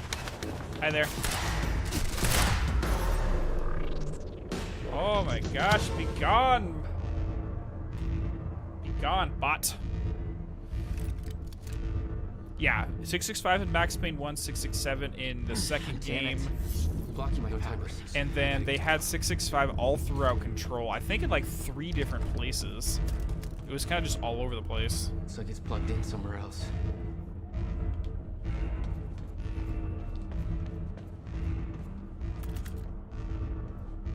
Have to reach Will before it's too Let's late. read this first. Warning, dampener Electricians plugged into run power out. grid. Wade forgot the goddamn battery again. Do not disconnect. Really? All I gotta do is disconnect it? Okay, disconnect.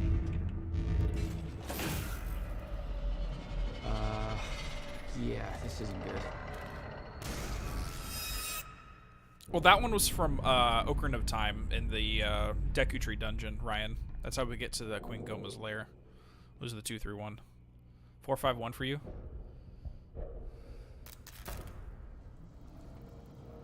Big smoke bomb in my house as an experiment. It exploded in my room. Why would you do that, Draco Fox?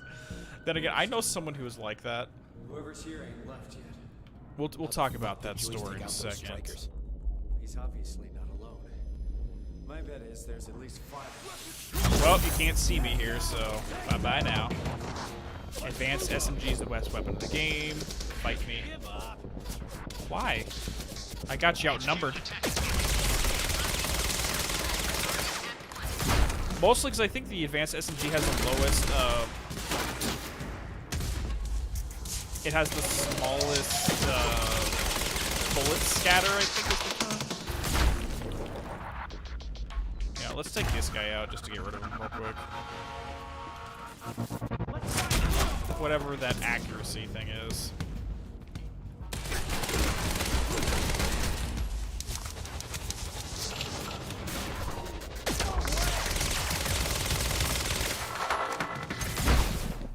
Wow, it's still not down.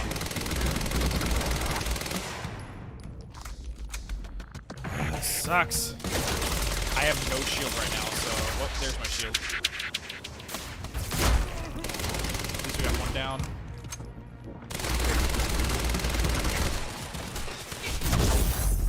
Wait, did I die or did I survive? I barely got through that. Okay, Holy gotta crap. get to the library. I barely survived that one. Smallest recoil. is what I think you're going for. Yeah. So like, basically, like the gap where the gun expands, or the reticle expands, is the smallest with this weapon. Have to reach Will before it's too late. So it's gonna remain the most accurate as you're holding the trigger down. I think that's really what I'm going for. Yeah, exactly, Crystal. Those things are, they soak up so much damage. Even the big Juggernaut guys are easier to kill than these, in my opinion. Because those ones, you just kind of like dash behind them, pop them in the back a couple times, and they're good. These ones, they just soak. They're sponges. Spread. Thank you, Princess. Shit. Bullet spread. Too late. I gotta beat him to the library. I got orders to patrol the rooftops. Hey, Beth. We already got men up there. And they want more. Take it up with Serene if you disagree.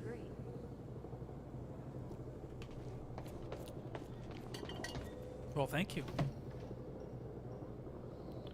Alright, so in this area we only have 2 more chronon sources, and we are all wrapped up with collectibles.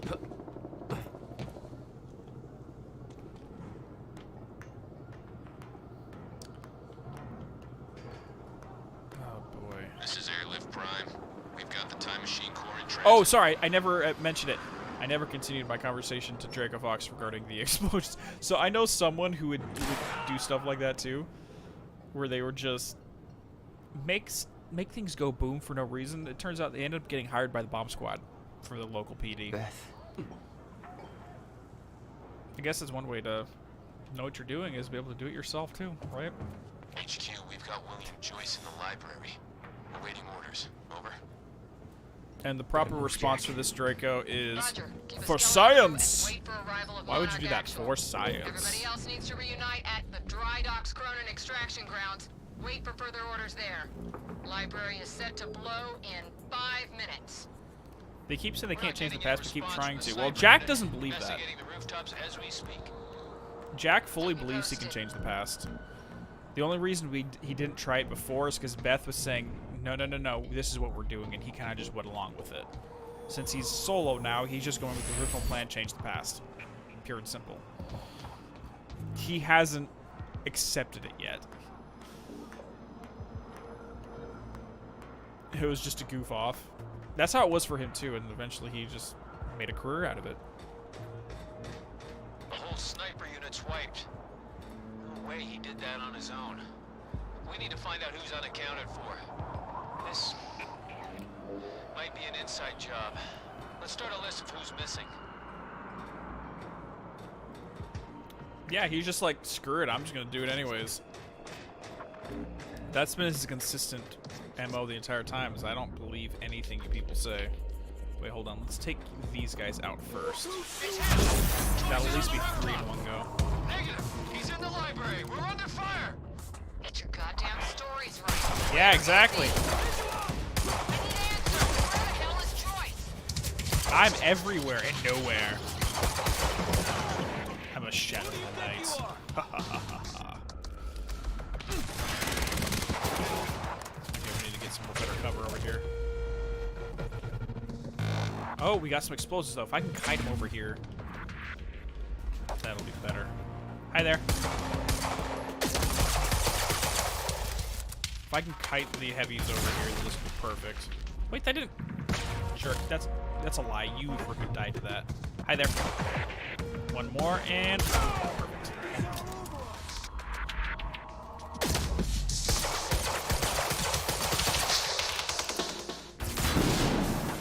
Oh, that must have hurt. The explosion and that at once. And he's still standing.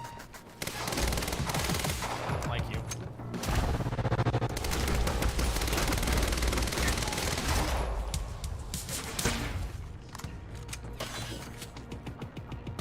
Hi there.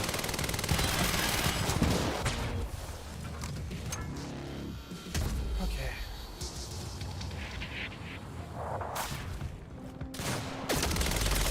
Done. He's still up and running? What the crap?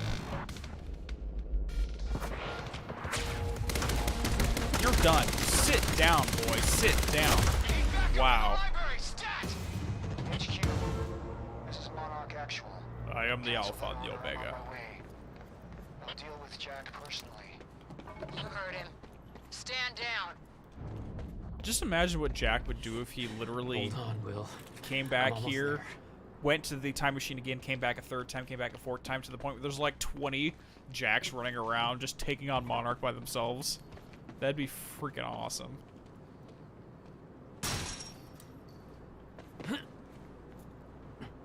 Okay, gotta get It's to like the we got an library. army of me. Ha ha ha.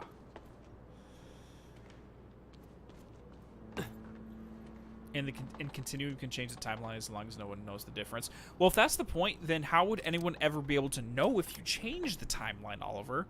Because if no one knew the difference, that means no one saw how it was supposed to happen the first time. Therefore, maybe it did happen that way, and you would never know. 30 seconds to find out, then we get the hell out of here. I'm not going to be caught on this rooftop when Serene makes a building go boom. Buck, it's him!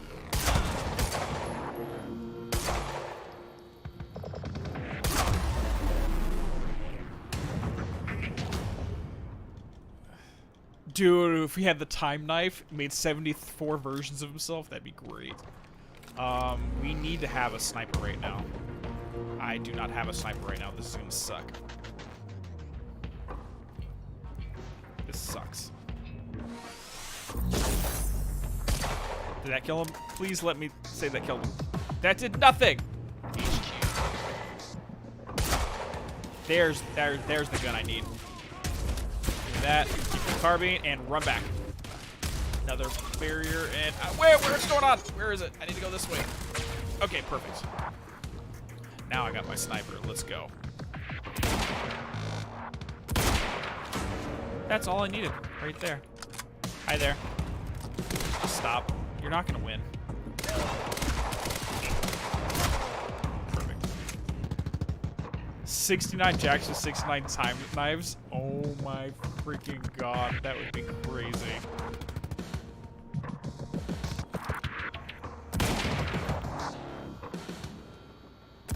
Wow, I'm missing it bad right now. At least we got one down.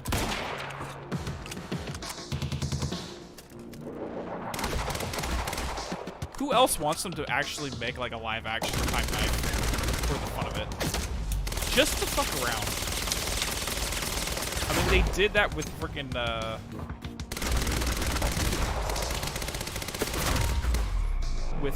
Night Springs, where they made really bad TV shows. They should do it for this too. Oh no, no. Ah, you're good, Draco. As long you survive, that's all that matters, right? You make something go boom and you survive, you succeeded. Gotta get We'll leave it at that.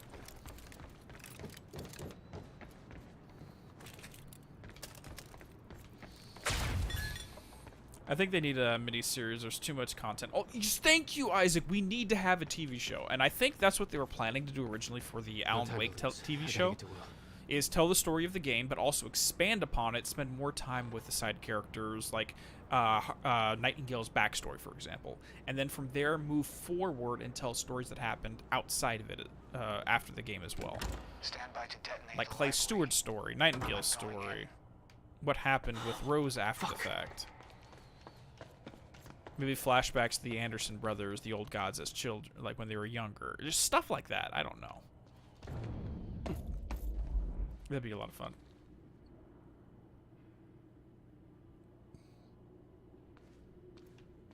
Okay. Will? Already gone. Lobby. Weird. Lobby, I'm running out of time. Why? Who is she? She knows about the fracture. I trust her. Glad you trusted somebody. Great, here we are. We're literally revisiting stuff. We were here. We're literally looking at the echoes of ourselves. Will. Okay, where is that last chronon source? There is. That's why I can't risk you opposing me, Will. It doesn't have to end like this. Where is it? I know it's here somewhere. Maybe I missed it further up. Hold on, let's head back up.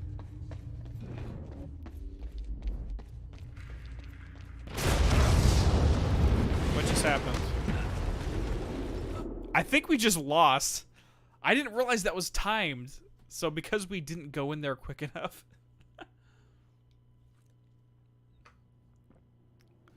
Oh my god, Chris Evans for her time knife too. That'd be great. Maybe we have to go up for this one? Where is that chronon source? Or maybe we get it after this. Already gone. Lobby. Lobby, I'm running out of time. I think we get it after this. Okay, never mind. Sorry about that.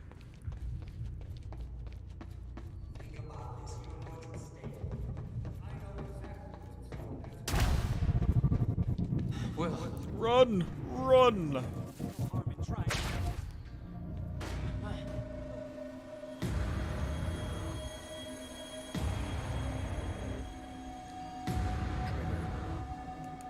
I never wanted this.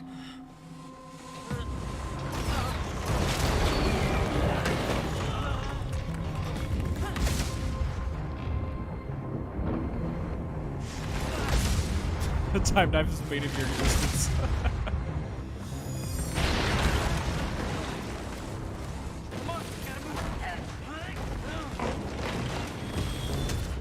So we saved him.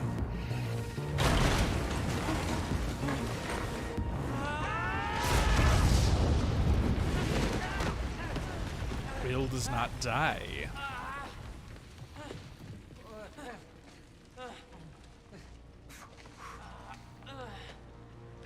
Jack, you saved me.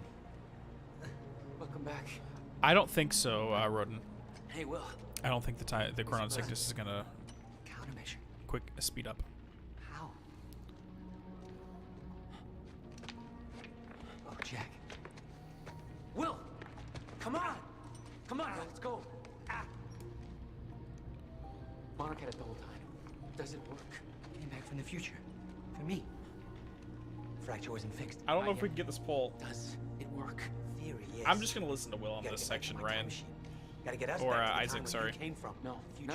It's the only way. We need to stop the fracture here, in this time. Now. Oh, Jack, listen to me. Fracture wasn't fixed in the time where you came from. So fixing it here, it's always gonna fail. People are going to die, Will. You haven't seen what happens between now and then. No, but you have.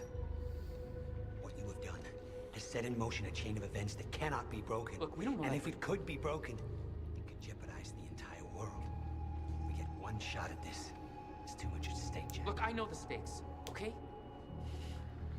You gotta let go, Jack. Everything you have done to get to this place is necessary. Trust me. The past is set. The future is. Right? Exactly, Rodin. No body, no death. It's the old rule of literature and storytelling. If you don't see a body, they never died. So Will never died in the first place. If what you said is true, then how did I save you? I saw you die, Will. Think, Jack. You never physically saw me die, did you? I watched a roof collapse on top of you. Creating the illusion of my death, yes. Which brought you here to make sure it remained only an illusion. It's all a loop. If time is an egg, no egg metaphors. Yeah, no more egg metaphors. We've had enough of the eggs.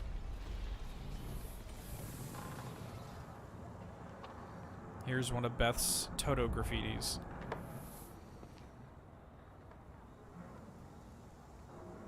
What's a Titanic reference? I've never seen Titanic, so I don't know if it is or not TNT. I'm gonna listen to him, by the way, Isaac. Goddamn bloodbath in there. I need some air. Cleaners better get here quick. Wait for them to Cleaners.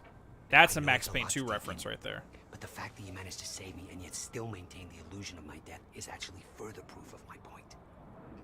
Risky the past up. remains intact. Stick to the plan. Nothing changes. And the Novikov self-consistency principle prevails. Oh, great. We can high-five about that later. Right. Let's save the world first. Come on. Let's meet up with the convoy.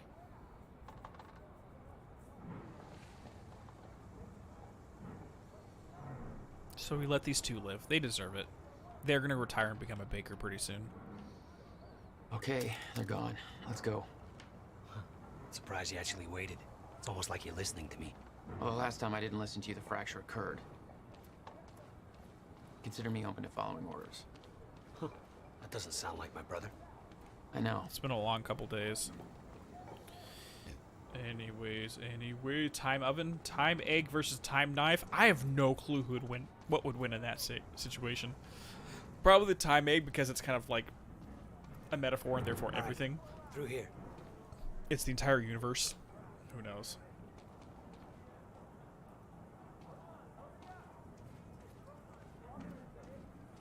Yeah, they keep telling Jack to let go. I hear you. We can't risk helping them. I know what happens if I don't. And it'll She still dies. happen, Jack. I She meant gets what I shot in said the right head. there. And there are no exceptions. If you get suckered into trying to change what can't be changed, it may cost us everything. Please, Jack. Our future depends on this. Fine. So Monarch had the countermeasure this whole time. How? Why?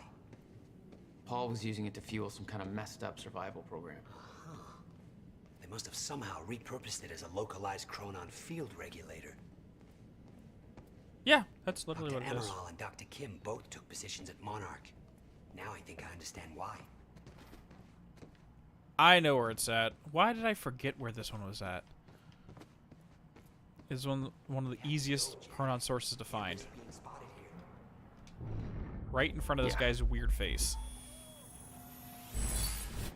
Perfect. All right, let's go ahead and let's get the range right now because that'll definitely help. And then we need 2 more before we can do that. Actually, while we're here, let's go ahead and listen to some diaries.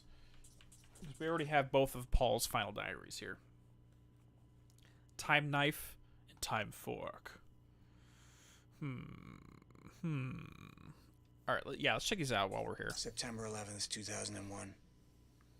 It happened for the second time.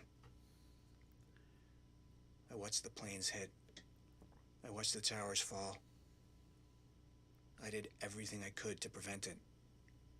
Took every precaution. I warned them time and again. And just like every other thing I've tried to change, I have failed. It can't be done. I'm living in a cycle that cannot be broken. And I know where it leads. I thought I could prevent the end of time. I can't. But I can use this power to survive it. To ensure that when time ends, life doesn't. I'm refocusing Monarch's efforts. We'll develop technology to counter the effects of the fracture. We'll develop weapons to fight back against the enemies that will thrive there. I went back to William's workshop. The time machine He kind of was fucked gone. up there. They don't really help. He's working on a new device of some kind. I have no doubt she's involved somehow. So I need to keep my distance. I'll intervene when the time is right. I built an empire. It's time to put it to use. There we go.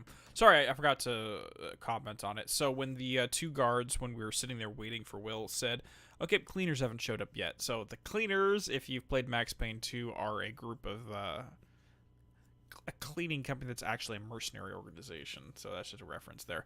But the other big thing we need to keep in mind is that we officially know how the time travel works in this. You cannot change what has already occurred, but you can change the future moving forward, as long as it does not interfere with it. And yes, spoons are scary, because unlike knives or forks where you just stab them, these ones will literally, like... It's like a blunt instrument. They suck. July 11th, 2010. Yep, Squeaky Cleaning Company. A week ago, we retrieved a device from William's workshop. Dr. Kim believes it can be repurposed to develop our lifeboat protocol, the key to our survival. I killed her. The first sacrifice in the name of our mission. I could see in her eyes she would never fully accept what must be done. I pray that I never have to look in Jack's eyes and see the same thing. I'll make him understand. I'll make him see.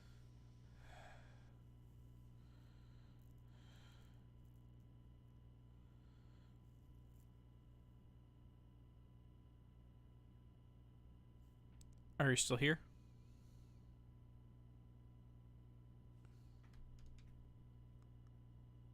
I guess it just stops there. Okay. Whatever. And real quick, before we listen to any more of these, I will be right back. Bathroom break. 2 seconds.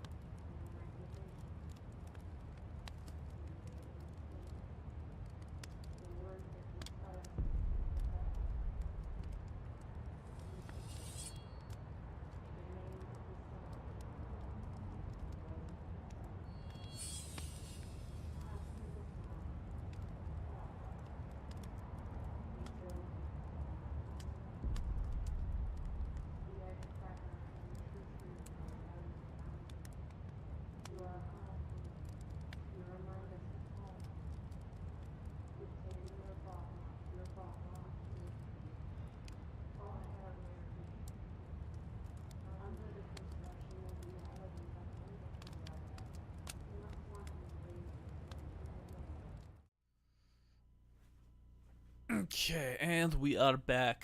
Yes, that I can definitely see your Whizzle Wazzle Dolly Pod there, Rodin. I'm sorry. I did see the entire thing.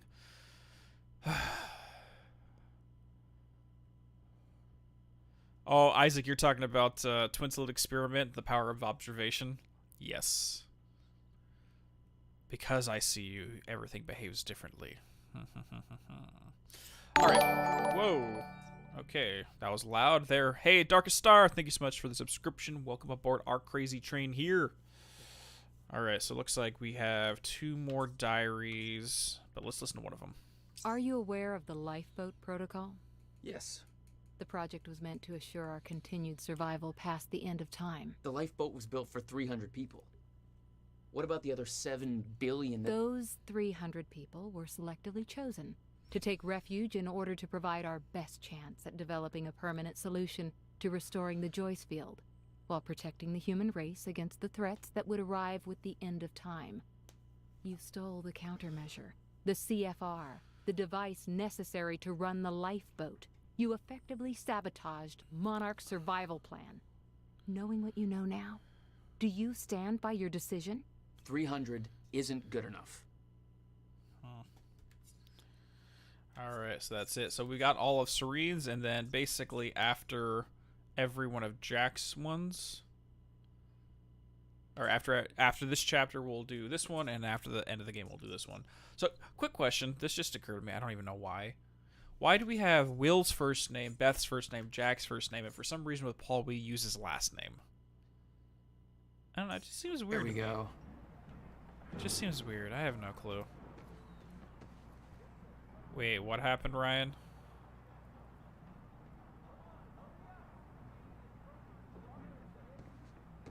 Why are we talking about gags? When did this happen? Alright, let's head down here. I always assumed it was Beth Wild who had the countermeasure, keeping it safe. She was the one who warned me, told me to build it. I know. You met her. Is she helping us? She was. Ah, I see. Yep. Come on, this place isn't safe. Oh yeah, this is our echo from the beginning of the game when we first got the dash ability. Very cool. I don't know if I want to scroll up Oliver, I'll be honest. So he uses last name to distance himself, I can see that. It's just weird for the game files, personally. That in the pause menu, they have that formality there. Oh shit, watch out. Don't worry, dude. I got this shit. Well, hey. Oh yeah, that's me knocked out.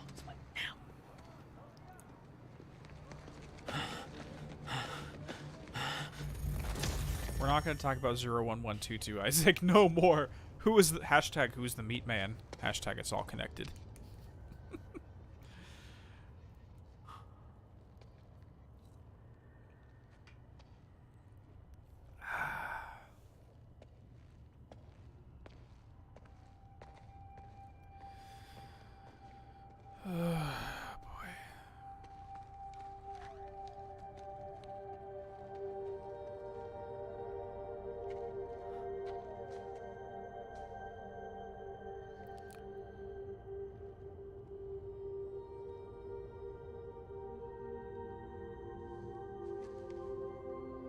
In this setting, nothing, Draco. If they meet their past and future self, really nothing happens.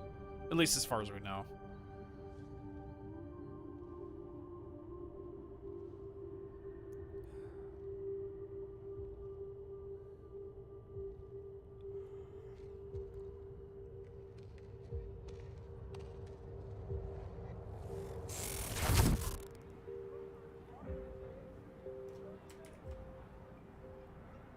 Somehow she could tell someone was there or something happened there. Actually, we do know nothing happens because the very beginning of the game, the first time we see time travel is when Paul goes into the machine and we see his doppelganger pop up. And they were having a conversation with each other, so it's really nothing happens here. I've never understood how that's an issue where you can't have your past and future self meet each other.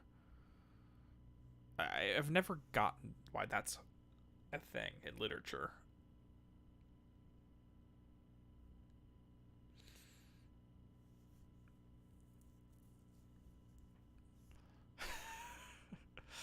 So we're both blessing and damning this chat back and forth.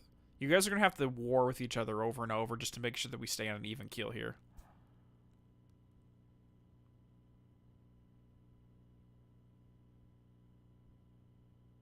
Alright, guys. We are moving into the final moments. Act 5, Part 3. Yeah, it's just... Yeah, I've never gotten that either, Luke. It's just... I guess it's a method to make sure that your initial character doesn't see the future character for storytelling purposes, so you don't know what's going on until the second time around. So it's maybe a narrative device, but in terms of the physics of it, I don't get it. Maybe I'm wrong.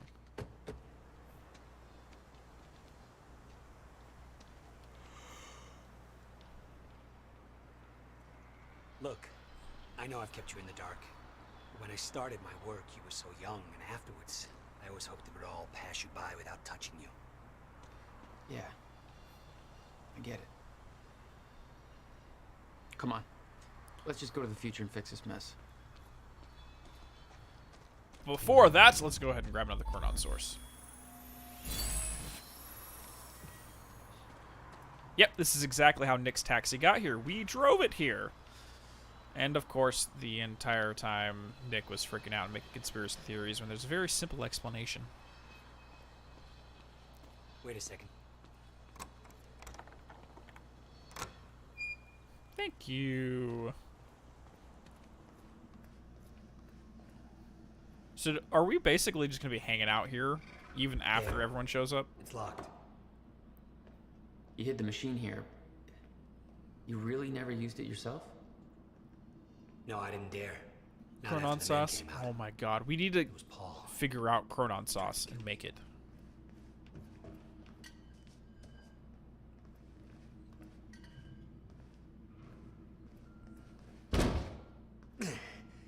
Damn. Rusted shut. Jack, a hand? This is a wooden door, dude. How is it rust? Never mind. Sorry. Maybe the hinges is what he's talking about. One more time. I don't know. What would time sauce taste like? When Monarch came for the time machine at the university, Paul was trapped in it. He escaped into the future. Whatever happened to him there changed him. Hold on. There's something upstairs. Somehow I found my machine there and used it to come back to 1999. And founded Monarch. He escaped from Monarch and became what he escaped from. Insanity. I never should have built the machine. I should have left well enough alone. You're downstairs. How am I Stutters are hearing gonna you get so worse well? fast. This makes no sense. And there's something in them. What do you mean? I can't even describe it. It was this guy that I've seen, but living distortion. I'd love to see one. No, you wouldn't. Believe me, you wouldn't. Done talking? Perfect. Good night, Owls. Bobby! Bobby, listen. If anybody's at the protest at the Riverport University, I'd sure love to hear from you. I'm hearing some pretty disturbing things, so give me a call here at the studio. I think we could all use a first-hand account of what's going down. I've actually tried to call some people I know down there, but my calls don't seem to be getting through. Anyway, our lines are open. We'll be right back. So let's use the example of, like, a Harry Potter 3, for example. Spoiler alert if you've never seen the Harry Potter series or read the books. So, if we saw the future selves the first time around, then we would know immediately on the first time, hey, oh, time travel shenanigans are going on. We got this. Don't worry about it. But because we had to make sure that the characters were separate, the characters could not see their other versions of themselves, or at least the past versions couldn't see their future versions of themselves, we had the illusion that things were as horrible as they really were, when really it wasn't as bad. Because you want to take the audience on a ride, so to speak. So I think they create this contrivances about you can't have the future and past version meeting each other just for the narrative's sake, not for the lore's sake. Which is fine normally, but... Come on, where is it? There is... Oh, I think I know where this is. Never mind.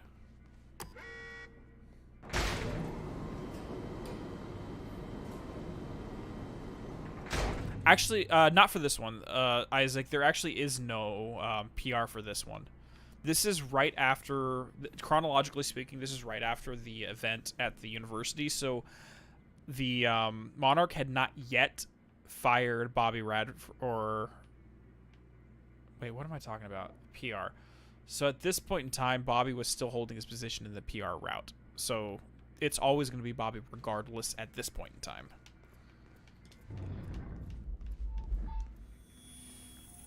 The last one for Theresa was in the Monarch building. Okay, so now we officially have that. Let's go ahead and... We're officially 100% maxed out. We are good. Yeah, as Harry Potter, they simply state that wizards could go and they saw themselves in that instance. I think that's to create attention to the storytelling. Yeah, but like that's one example in the Harry Potter one, but there's also other examples where they'll say literally collapse time itself. And again, I think it's just a narrative device. It's not an actual lore issue. All right, we'll go to the future. A little after your time of departure. Before the fractures stop time permanently. I don't know. I'm a little concerned about this. It'll be dangerous. Of course it'll be dangerous. At this point, what isn't? But I have been curious to try this. Oh, he's never actually been through this. Yeah, that's true.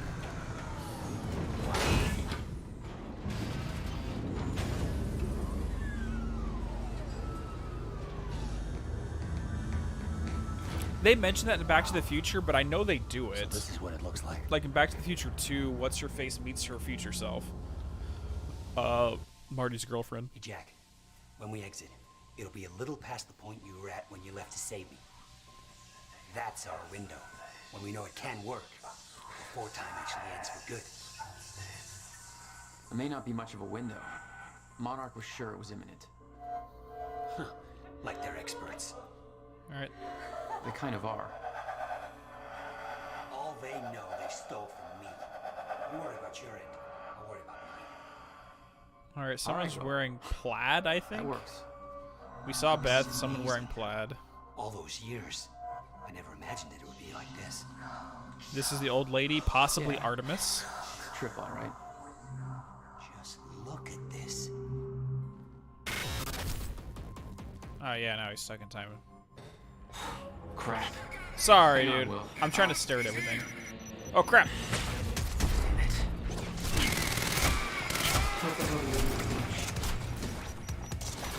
Wow, there's lots of crap laying around here.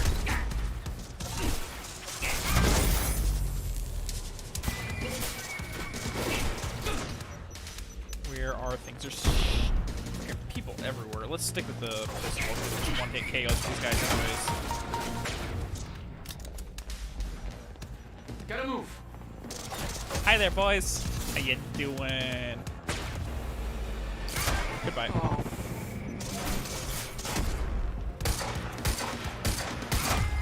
Perfect.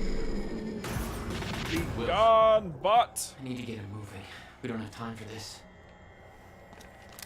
Alright, we're good. I really need to start making more mods for chat. Most of the mods already, they're all other side of the planet, so the time zone, they really can't make Fair these enough, late Jack. streams. I don't know how Will managed to get here, but forget it. This is bigger than the two of us. Anyone want to volunteer? You know time's about to stop for good. Yes, it is. Hence the lifeboat program. A bunch of desperate people sitting around in a bunker somewhere waiting for the inevitable? Jesus, Paul. You stole the CFR, Jack. I stole it? And the plan depends on it. So, I'll take that back now, please. No. I can't Not gonna do happen. that.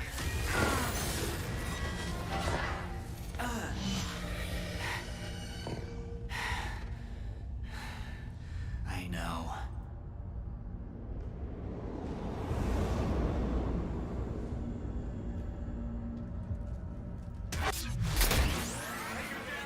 Boom and boom. There you go. All right. Wait. Oh, he's still up. Crap. I am almost dead. All right, this is bad. Okay, I just made 2 new mods, but we're now kind of stuck here. I want the shotgun for this fight. Thank you, Princess. Thank you, Rodan, for helping me out.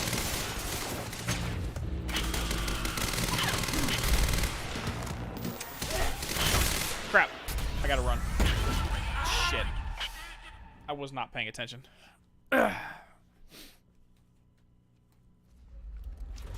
Okay, so there is an easy way to deal with this fight, but I messed up badly. Really, you just have to pay attention and not stand still at the end of the day.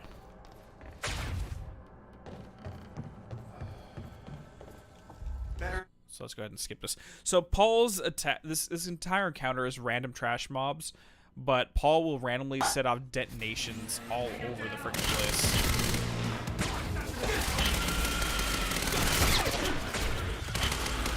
And you really have to keep an eye out for those and avoid them. Otherwise, you're kind of screwed. That's going to be the biggest danger in this section.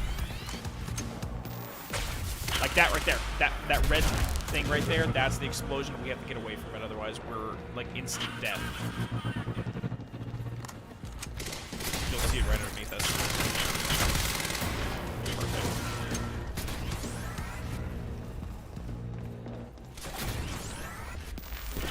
Oh, there it is. We gotta run again.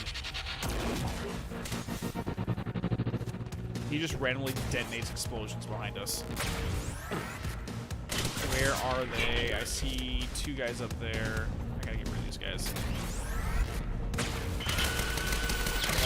Shit. Run. Ow. Where's the last guy? Where is he? There he is. Whoa. Where are you? There you are. Shit.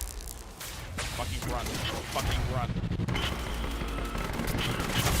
Got it. Not good. And here's a huge explosion that literally detonates the entire arena. This is literally the entire arena just goes boom. I think, and a lot of people complain about this fight because of these mechanics, but as long as you keep an eye on it, they're really not that bad. Vulnerable now. And after each wave, Paul basically gets stunned so we can get a few pot shots off on him. Yes, that did something. Perfect. Shotgun. I want the shotgun. Yes. So the biggest trick is don't stop moving. Crap. Run.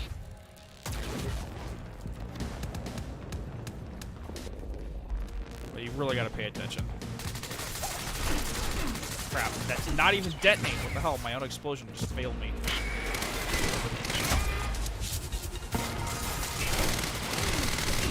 Shit. Run. Okay. I need to get into cover. And I forgot we are in the hardest difficulty, so this is going to make it a little bit more me running around like crazy.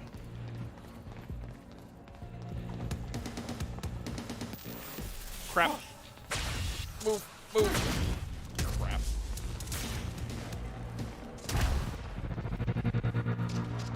I just need to get some of these ads out of here. That's 1, 2, run, and 3. Perfect. Wait, I didn't get this guy.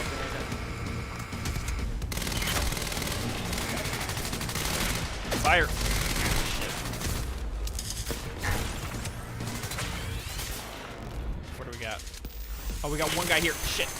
Move. Oh my god, come on. I got stuck on the geometry there.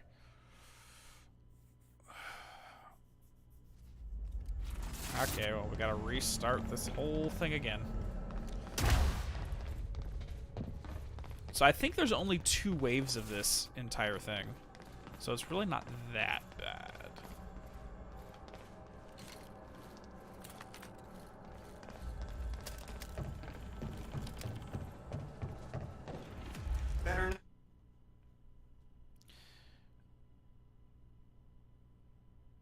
says Holy War. This fake stupid clip.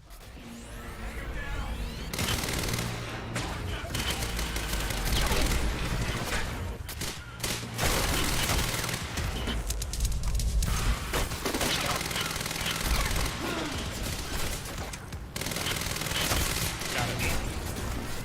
So again, it's just gonna be those two big heavies that are gonna be the biggest pain in the ass. Run.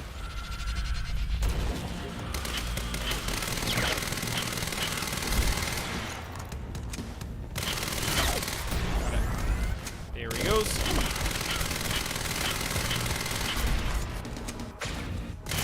Got it. Run.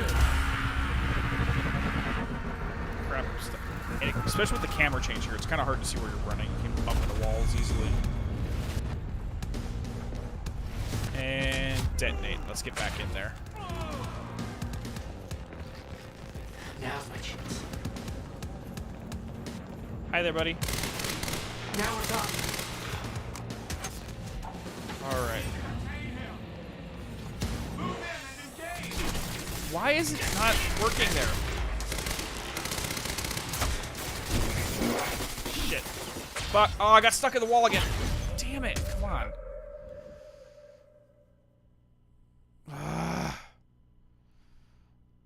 That crate in the middle killed me both times. That's all that's killing me right now is that freaking crate right there in the middle.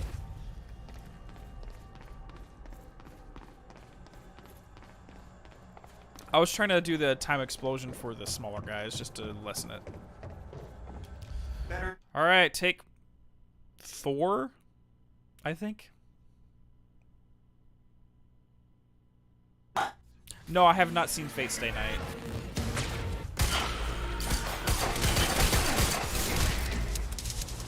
Switch guns, dude. There we go.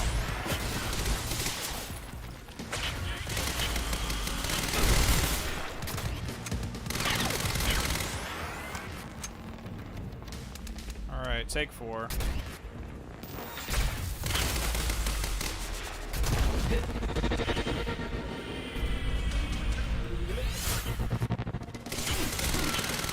Yeah, as long as you can avoid those explosions, it's like not that bad. Crap, stop. Seriously, anytime I bump when I'm dashing and I bump into something and it freezes me, that's it. That's it. That's the only thing that's killing me right now.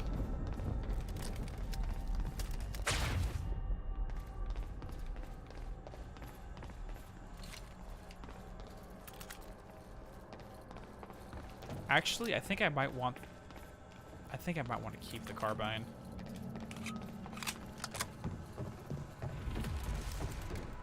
Better not. Take 5. So who wants to put money down on how many times this takes me?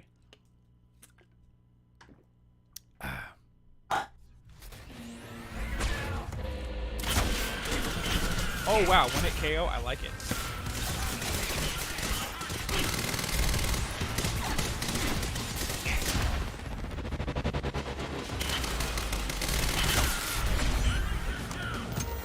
Shit. Fuck. Run! Oh my god. This is bad. Move!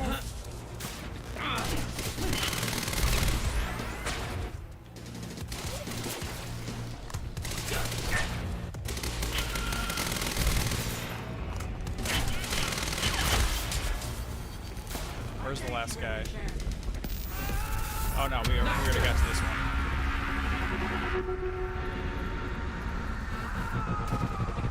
Maybe 8 times. Let's try not to do that. Let's try not to do 8. We're already on 5, I think. Shield's down. Yes, that did something.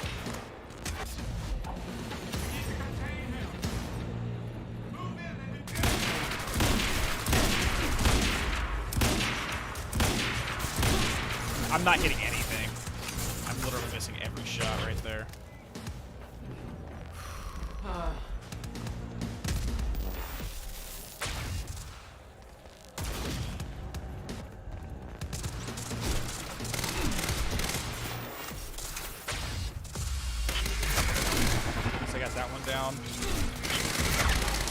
down. Really, the trick on this one is to get rid of all the small ads first and then come back for the heavies while dodging everything. And when he does the time explosion at the end, he does it 3 times consecutively rather than just the 1 time in the original. In the first phase, I should say. Hi there. That's one. Get in the corner. We're down. Okay, good. Got it.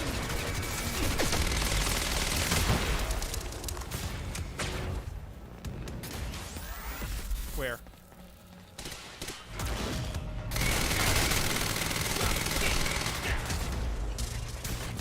Get back here where we have some cover.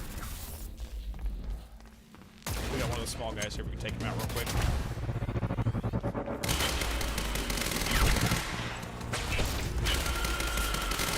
Got him. Ammo, and we got another striker guy. Come on.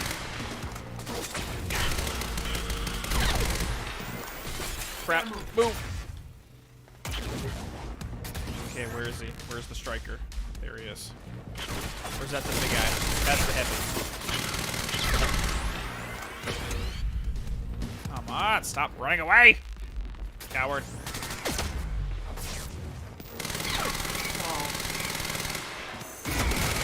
Fuck! Wow. Okay, I barely survived that one.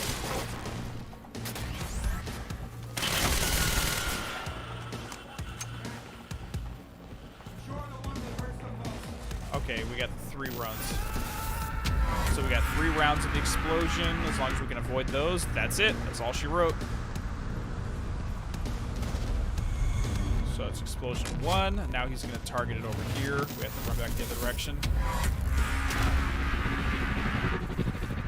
No, no, no, no, no. Don't get stuck. Don't get stuck.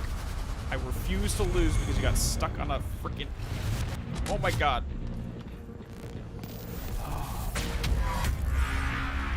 And the thing is, if you're standing in the center, he'll target you there, which means the entire arena goes up in flames rather than just that corner. And just because it's poetic pistol. It's vulnerable now. Rule number 96, aim. I'm sorry, Philoctetes. I forgot my training.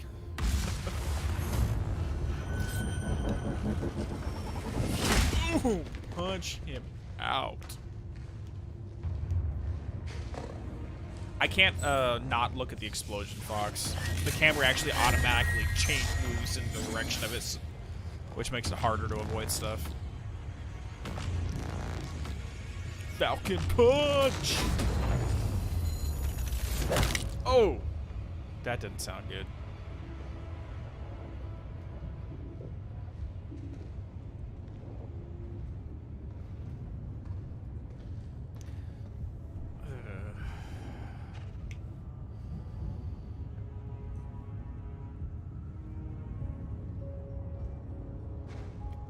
He'll just walk it off. That's fine.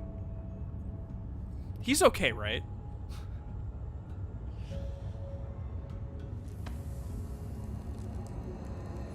Hey, Will, hey. It's okay. Jack. What? Never mind. Tell me later. We got work to do. Alright, let's get this done. I'll have to hook up the countermeasure to the core. We'll find out. Possibly, Luke. Let's just finish the game first. And then we'll have a conversation about the whole game. And rejuvenate the field. It'll be a universal event. I'll take your word for it. Just make it happen. Jack, give me a hand with this. Yeah, you got it, dude.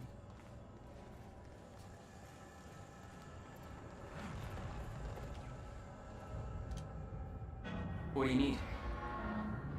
The countermeasure's charge is low. We'll need a jolt of chronon particles. A jump start. That's you.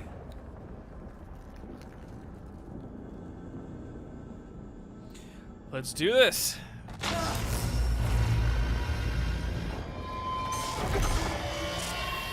Oh, Paul's moving again. Stop.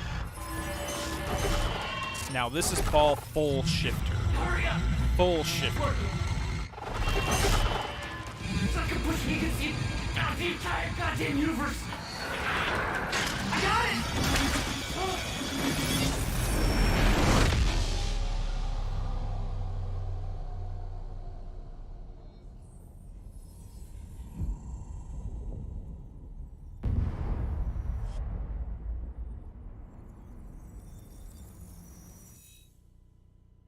The countermeasure. It stitched time back together everywhere.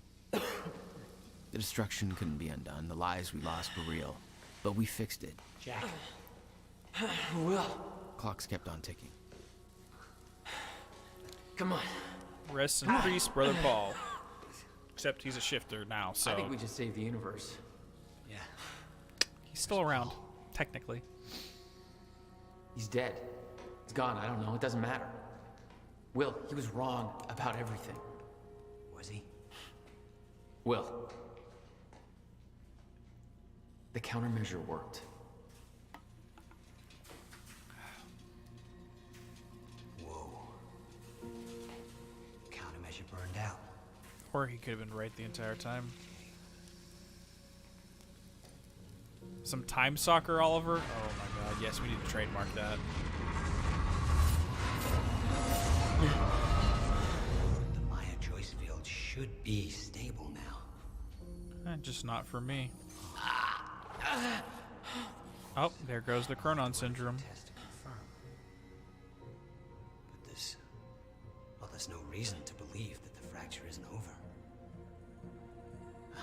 Exactly, Dragon of the West. That is the biggest issue of this entire game, is we had bad information. So, in case anyone hasn't gotten... We already know that the past cannot be changed, the future can be adjusted. One Pause. more question. Let this finish. Paul Serene's entire philosophy was that time is a set path, and nothing can be changed. At the time, you obviously disagreed. But after everything you've seen and done, we need to know. What do you believe now?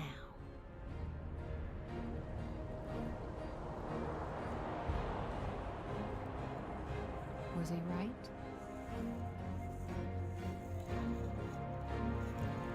Or is it possible to change things? I'll come back for you.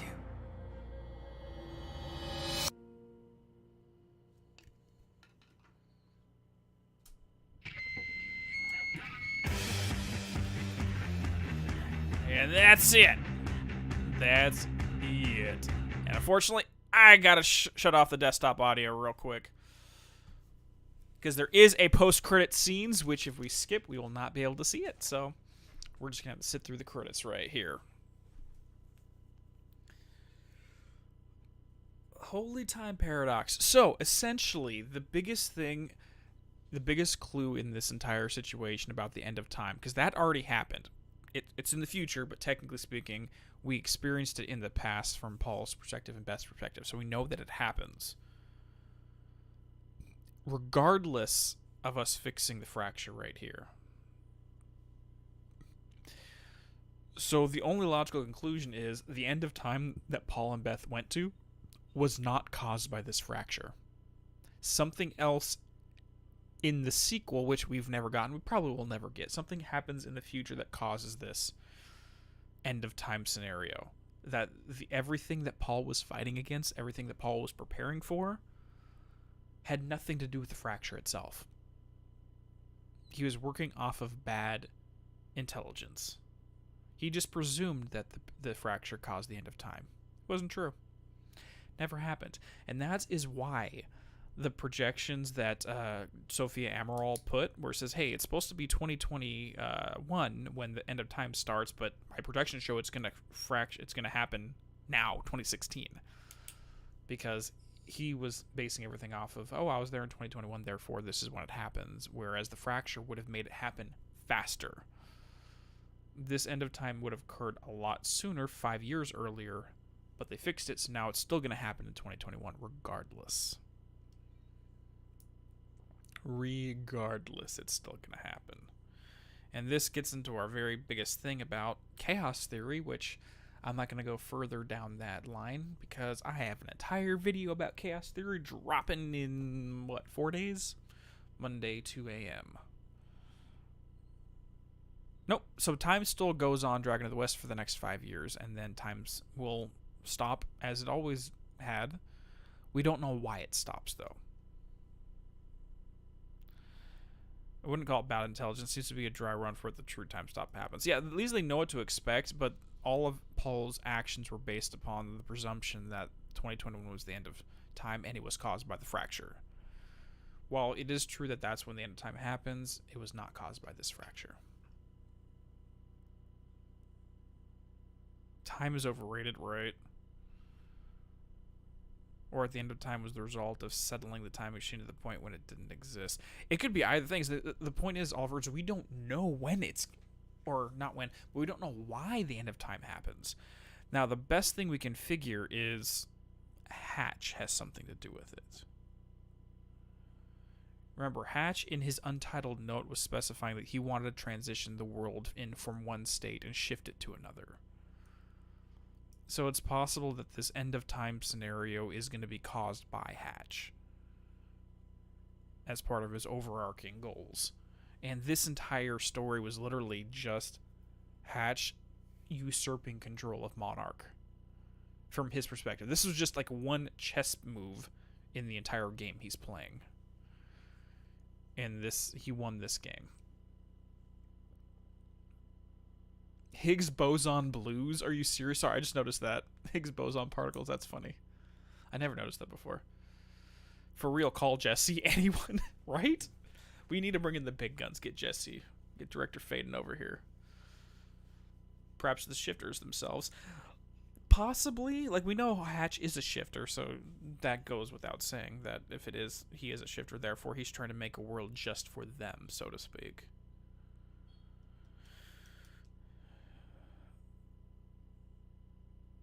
Oh, gee, well, Microsoft said no to Alan Wake 2, but here we are, so Quantum Break 2 might happen. I don't know. And even if Quantum Break 2 does happen, who knows if Remedy's actually going to be involved in it.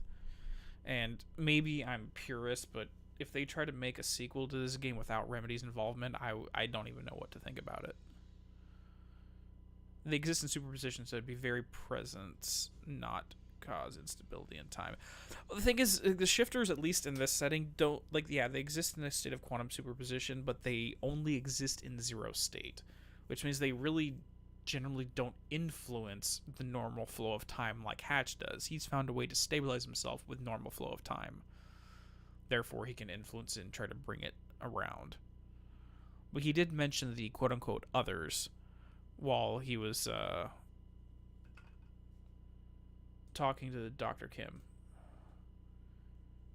He said the others are waiting for you, or the others are waiting for us, something along those lines.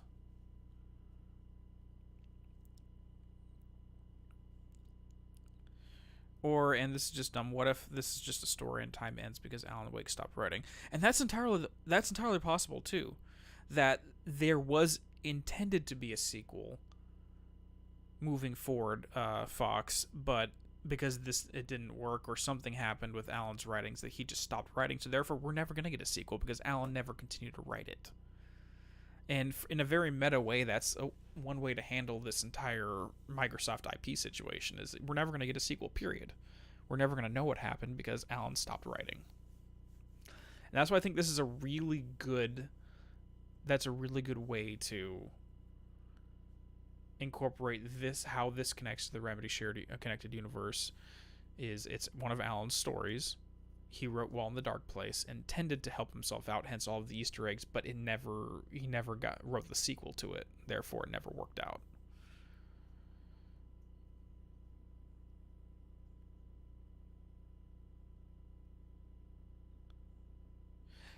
Yes, Luke. So yeah, Quantum Break is Microsoft's IP. Alan Wake is Remedy's IP, but the publishing rights were with Microsoft at the time. They did eventually purchase them back, so they can do whatever they want with it at this point.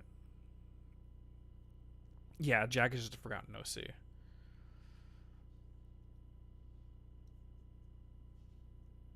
But Jack still has his powers. Wouldn't mean that he has an unstable relationship with time. Yes, he still has an unstable relationship with time. And once we get to... Let's just wait till we get to the post-credit scene before we go further down that line of thought. It's just like, I would love to see Quantum Break too, but I'm with Valdim here. Like, that would be incredibly meta if that's how they explained why we never got a sequel. I think it'd be perfect. All right. Okay, we're almost back here. Lifebuck Productions. Yeah.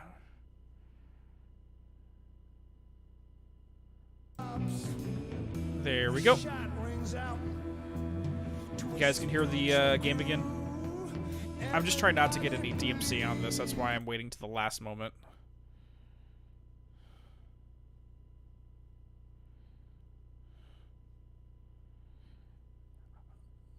Well, I'm wondering... Okay, so now we're back here. So yeah, I'm wondering if the reason why Jack's chronon syndrome is accelerating quicker is because of that last scene with the CFR, if that helped to hyper-accelerate it. So we still got some copyrighted music here, so I'm going to leave it off for the time being. Once we get to the post-credit scene, I'll flip it back on real quick. No, you're good, Ryan. No worries. Oh, God. And the sad part is if we skip it, then it's going to skip the end credit scene, too, so we kind of have to sit through the whole damn thing. Oh, God.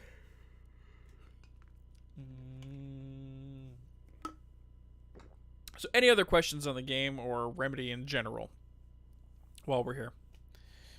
Would you make a video about rituals and how they influence reality? How that would function within my normal format? I'd have to think of like the only way I would actually be able to do a thing where how rituals influence reality was in relation to, weirdly enough, the altered item, the Christmas tree that was found in Antarctica, because that is literally where the Bureau first learned about rituals in terms of the repeating a certain phrase. So that would be where the place to talk about rituals was through reference to that.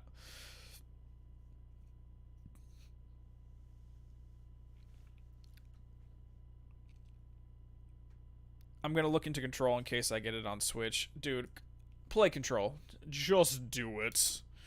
It is a phenomenal experience, 100%. But the biggest thing, Val, you have to make sure, read and watch everything. About 10%, actually I should say 90% of the Control story is found in documents, TVs, and radios and other things. You kind of have to. Alright, while this is doing this, let me see if I can run a quick bathroom break before this ends. I'll be right back. 2 seconds.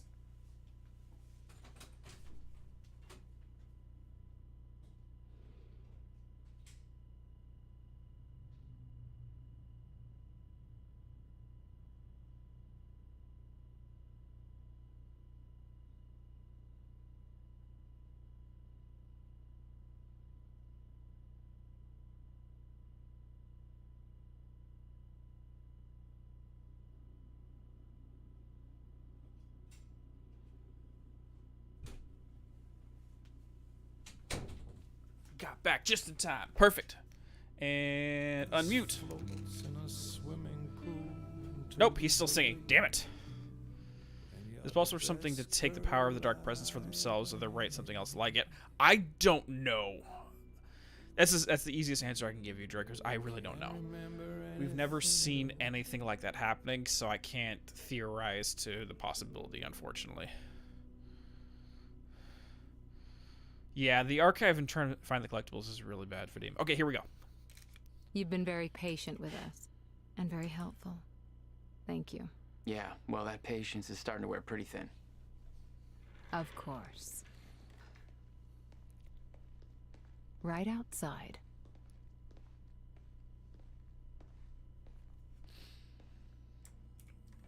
Mr. Joyce. Mr. Hatch. Still alive, I see. Finally. Thought you wanted to talk, not get my life story. Well, you were at the heart of all of this. And you can understand our need to find out exactly what happened. I heard it's all being pinned on Paul. It's quite the feat. Paul Serene always danced to his own tune, you know that. He and his delusions did tremendous damage to Monarch. But we can still salvage this company. We can use a man like you. It's not the same Monarch you know, Mr. Joyce. Trying to recruit me? Your exceptional qualities are obvious. And we both know you have certain needs our expertise could help with. We can help each other. Junction point. Do we leave Hatch behind and Monarch, or do we accept the job offer and work with Hatch?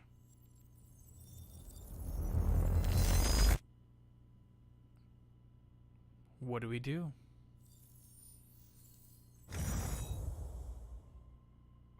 And we're back to a new game. He's a time egg because he's gonna hatch. Nice catch there. Nice on the wordplay. I love it. Make a poll. Yeah, sure. Let's make a poll. Let's see.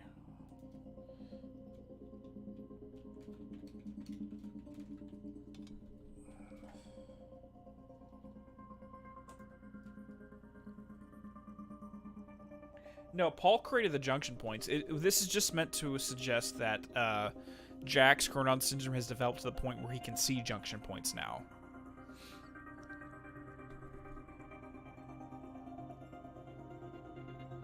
Before he wasn't able to. But now he can. So the fact, again, we see in two different realities, two different timelines, Hatch killed, one by Emily Burke, one by Liam Burke, and he's still up and running. Again, he's a shifter, which means just a different version of him just keeps taking his place over and over and over again. So you'll never get to the point where he's really defeated unless you, as Monarch suggests, collapse the wave function so it's only one version of him across the entire multiverse, and then you take that out and you're good to go. You're voting to say hell no, way too dangerous. The old saying goes, keep your friends close and your enemies closer. That's all I'm gonna say.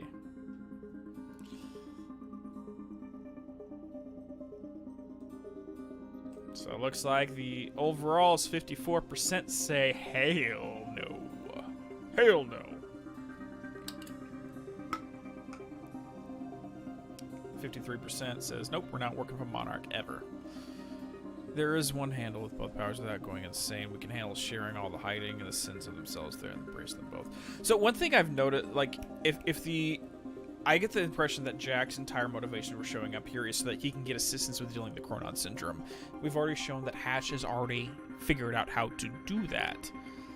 But this just gives you the suggestion that down the line, Jack is going to turn into a shifter himself. And he doesn't know what to do about it.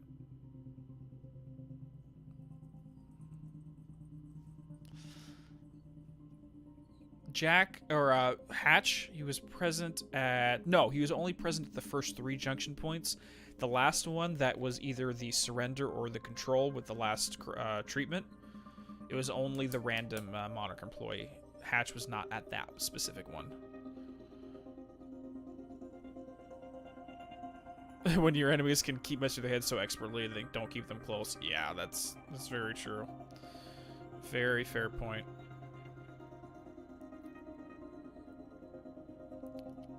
Very, very fair point. You'd close the hatch behind you, Petter. 100% understood. Almost 50-50 would have fit perfectly. And that's the point. And this is why it's so frustrating. Because yet, as much as we've had a long gap in between getting Alan Wake's story and a sequel out of him, at least we had American Nightmare 2 years later, and at least in 2020 we had the AWE DLC, and now we have an announcement for a sequel finally. Quantum Break, there has been zero news about whether anything's going to happen with this IP. And frankly, I'm not holding my breath.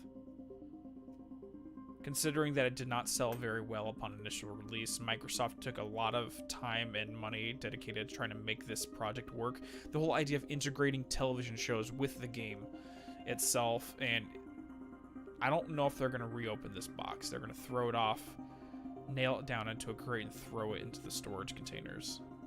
I don't know.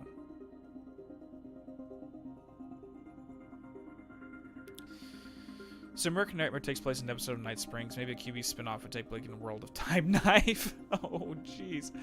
That would be a very interesting way to include this, Isaac, as you literally bring in Time Knife to connect to the Remedy universe, and boom! Quantum Break confirmed. I love it. Yeah, most people don't want half-hour cutscenes. It's... Exactly, it'd be fine. And that's why, like, if you were to do something like this, I think the easiest way to do it, Luke, is if you did it kind of like Telltale, when it came out in episodes, and after you do one episode of the game, you wait a week, a TV show comes out, you wait a week, and then episode 2 of the game pops out. That way you have, like, bite-sized sections going back and forth between the two. Like, possibly that would work. I don't know. In practice, it might be a little harder, but I think that's kind of how it would work out. Don't worry, Draco Fox. We've actually already started writing down ideas. Me and Yellowbat have been working to get that idea for our Time Knife lecture. Wink, wink. Stay away from Kingdom Hearts. Oh, gosh. Why? What's wrong with Kingdom Hearts? At least it's not, what is it? Death Stranding with, like, the 2-hour cutscene at the end of the game.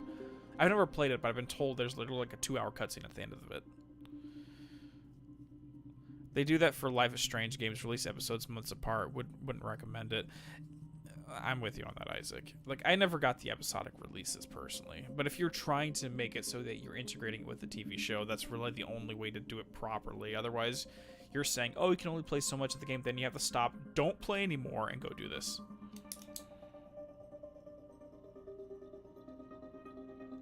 Alan wrote Time Knife. That would be terrible. And again, this is entirely based upon the supposition that Alan did write this, which we have no confirmation of that. It would just make too much sense for me personally. Or at the very least... Okay, let's go in a hypothetical scenario. So, in this House of Dreams, Samantha was given confirmation that Thomas Zane essentially created a brand new pocket universe, a baby universe that him and Barbara Jagger would then go down into and occupy as their Adam and Eve. Actually, hold on. Why are we doing this here? We literally have the reading room to have these conversations in. Why are we doing this on this pause screen? That's why we did all this artwork. But if Thomas Zane can create a pocket universe essentially from the Dark Place, what would stop Alan from having created a pocket universe in the Dark Place as well that ended up becoming Riverport, aka the Quantum Break universe? And if he's creating a universe, would he have to write the whole thing, or would he just like give it a jump start and then it went ahead and traveled on its own? Now that he's got it crawling, it can learn how to walk on its own, so to speak.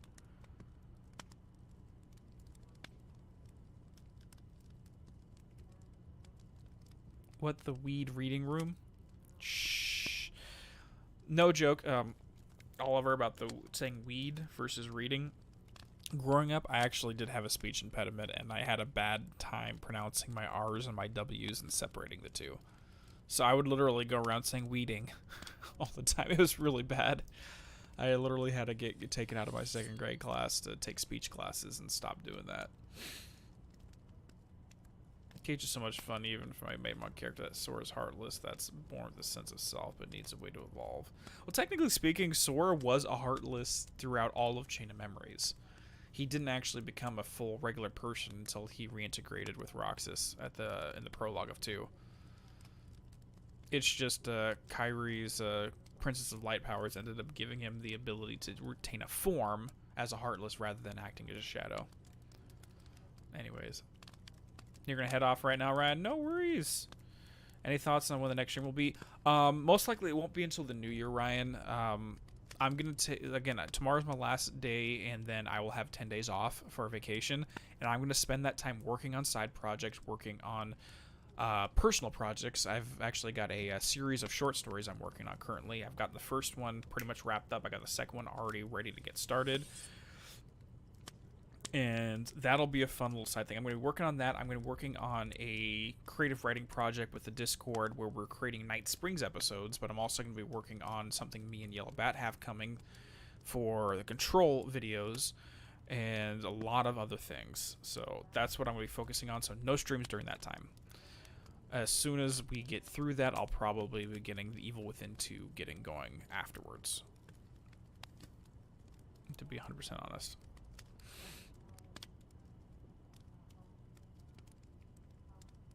Yeah. It was weird, Oliver, because I did those with the W's and R's, and my best friend at the time, he had problems with his S's. He had, I think, I wasn't sure if it was a lisp or not. I don't know. It was a long time ago. I was like 7 at the time, so it was a long time ago. Yeah, so Ryan, so I hope it's going to turn out really well. And then for the Control side project, the Alan Wake one, again, we're working on for the Night Springs episodes. Basically, we're writing our own Night Springs episodes in the Discord. And I'm going to be working with one of... And I'm not even doing it. Some of the members are writing it themselves, and I'm just kind of giving my 2 cents as we go. And there's been one that's really cool, actually. It fits right at home with the entire Alan Wake theme and writing style, so I'm loving it. If I can help with anything, let me know. Yeah, sure, absolutely, Matt. Absolutely. I'm pretty sure my description for the video is going to have all my social media there, so if you want to hit me up, go ahead. I'm more than happy to talk to you all. Take it easy, Ryan. You enjoy your day or evening. I'm not sure where you're at. Oh, yeah, we forgot. We still have a freaking diary for Jack. I completely forgot about that. Thank you for reminding me. I 100% forgot that was a thing. We didn't listen to this one either.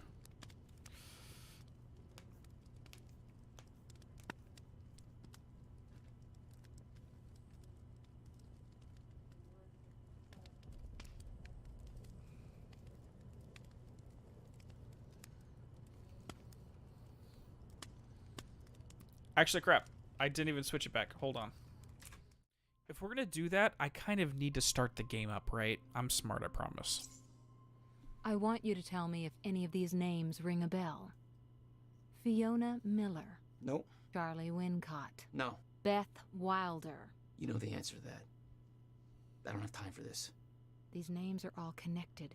It's hard to believe you would be aware of one, but not the others. They're all traitors to Monarch, linked by... Traitors? You say Monarch's mission is to save us from the dangers of the future? Now, Beth devoted her entire life to that cause. The one thing that could stop the fracture? Her sacrifice is what kept it safe. Everything you built, everything, was based on that device. The device she fucking died to preserve, and she's the traitor? Your plan was flawed from the start, and you blame her because she found a better way. You owe everything to her. I thought you barely knew her. Next question. Oh, yeah, he definitely formed an emotional attachment there, 100%. Rodin, in terms of psychology of Dark Souls, oh my god. I would not even know where to start. I've never actually played Dark Souls. I've never played Demon Souls. I've played Bloodborne once, and I do not remember anything about the story, I'll be 100% honest. Frankly, I don't know if that's going to happen, only because it's going to take a lot of time to devote to that universe, to be 100% frank. And considering all the other projects we have going on, I frankly don't have the time for it. Like, what I'm trying to do right now is play through the rest of Persona 4 and get that done so I can start a series on Persona. But even then, I'm barely 2 months into the game. And I've been working on it for like a year now. I don't remember anything on Bloodborne, to be honest. I'd have to replay it. It's just, sometimes if... adding more games into the itinerary basically makes them take longer, for one. And it stretches me thin on a lot of stuff. Like, I don't have a lot of time to begin with my day job. Again, I work 60-hour weeks on average with my normal job, so any free time goes to this, and then I basically wouldn't sleep. I'd need all the Ritalin just to get through. Let's talk about time travel. Yeah, I wouldn't recommend it to anybody. I want to go through every known event of time travel. Make sure we have the logic right, that we haven't missed anything. Okay. stop me if you've heard this one before. Bartender says, "We don't serve time travelers here." Time traveler walks into a bar. No? Nothing? Not even a smile? Okay. Thank you.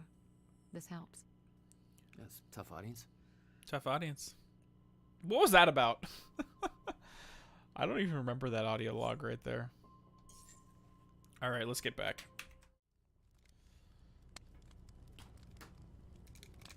Yeah, 60 hours. I'm literally almost done with House of Leaves. I just need to pick it back up. I have a bad habit of starting a book, putting it down, coming back 3 months later, getting through another half of the book, putting it down, coming back 3 months later. I don't know. Like, maybe it's just one of those things where you need to digest the food before you swallow it. If you follow the parallel. Analyze VeggieTales lore. Oh my god. I've never actually watched VeggieTales. I know of it. I just never watched that growing up. Oh my god. Okay, serious question though.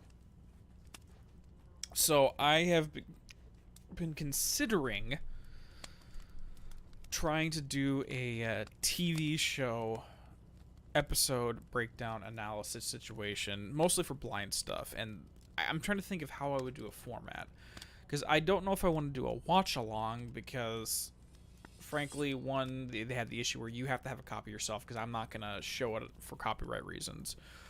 And you wouldn't want to watch anything else, because I'm not going to be using a webcam. So literally you just be watching blank space. It's not entertaining. Like, you'd have my voice, but I don't think that's the same as watching a full reaction channel.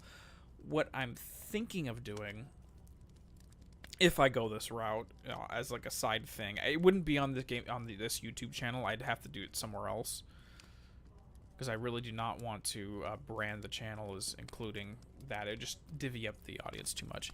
But having it like a post episode, not necessarily a reaction, like basically like a recap, analysis, and then you would end it with saying, okay, these are the mysteries that were left unanswered, and then for episode 2, these are the ones that we learned that were answered from the previous one, these are the new questions, and then just try to predict things going forward. But I don't know how that format would work. It'd be an odd way to handle it. I don't know. I don't know. We'll figure it out. Psychology of Outlast. Now we got 60 bloody hours and still, what do you think? Oh, geez. So Outlast, I actually did play, I want to say, the first hour and a half of that game. I don't remember anything about it. For anyone who doesn't know, my roommate also has a... He briefly had like a gaming channel. I don't think he uploads anymore. He occasionally streams as well. But years back, I want to say like 5 years back, we all got back from the bar and he decided to stream Outlast. So we had literally my entire household, plus some friends that were over at the time. So there's like 5 or 6 of us on webcam playing Outlast, and I was the one with the controller. It was nuts. But I do not remember anything about it because I was... Sorry, YouTube. I was hammered at the time.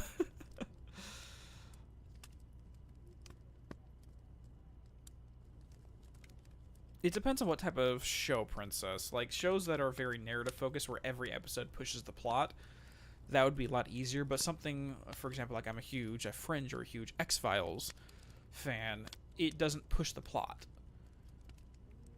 In every episode, you have Monsters of the Week episodes, but it doesn't really follow it. Now, one thing I do want to do, but no one has seen it, is Millennium. I bring this up over and fucking over again. But the thing is, no streaming service hosts it, so you have to buy a physical copy of the DVD, and who wants to watch a reaction on a show that, 1, no one's ever heard of, and 2, no one has the means to actually watch the episodes? I've seen a couple of Black Mirror episodes.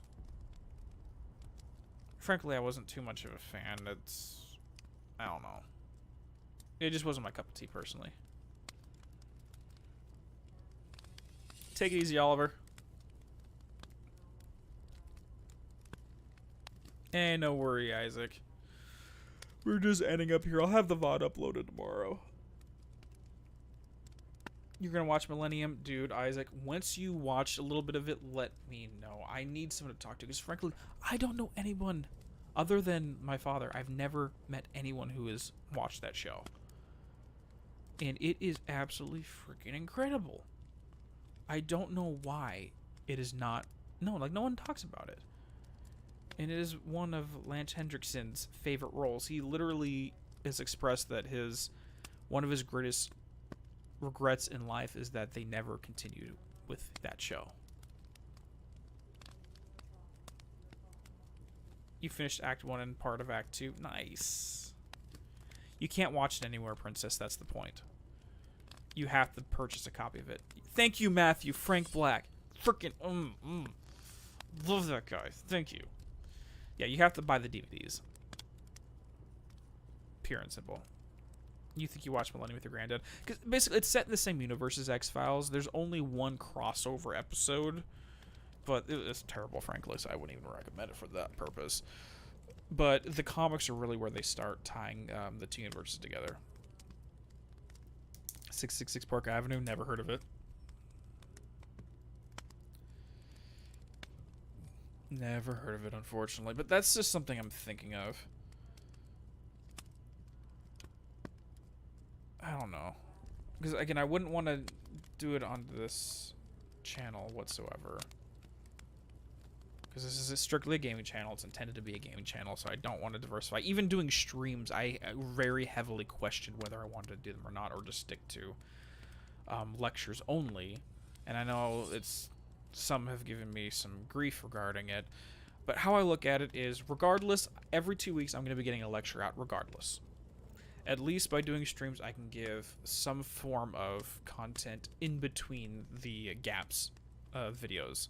Because waiting 2 weeks between any kind of upload, one, from the your guys' perspective, it's like, well, we want more content, which I get, and also on YouTube's algorithm, they want to see you upload more. So this is kind of my middle ground here. Your dad introduced you to it, Matthew? Dude, it's...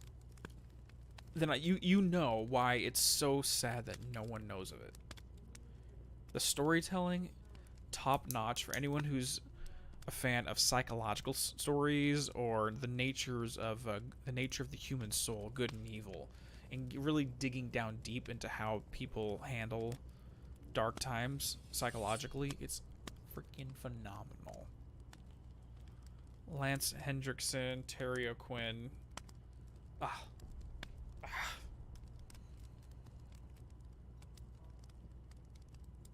And that horses scene at the end of season 2 with Laura Means. Sorry, I'm not gonna say anything more. I can't say anything more. Dude, it's 5:30 a.m. Dude, I don't even know how you do that, buddy.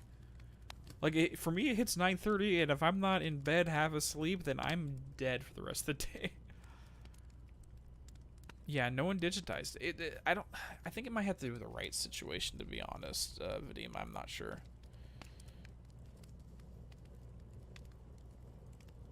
But yeah, I definitely recommend checking it out, though, Princess. But I've actually written the first 3 episodes. I've written notes and written scripts for what I want to do with an analysis series on it. But again, I haven't. It's just an awkward position where you don't really want to upload a video on that, showing only random clips for a show no one's ever seen. So it's kind of whatever. We're talking about Millennium, Isaac. 7:31, been up all night. Oh, wow.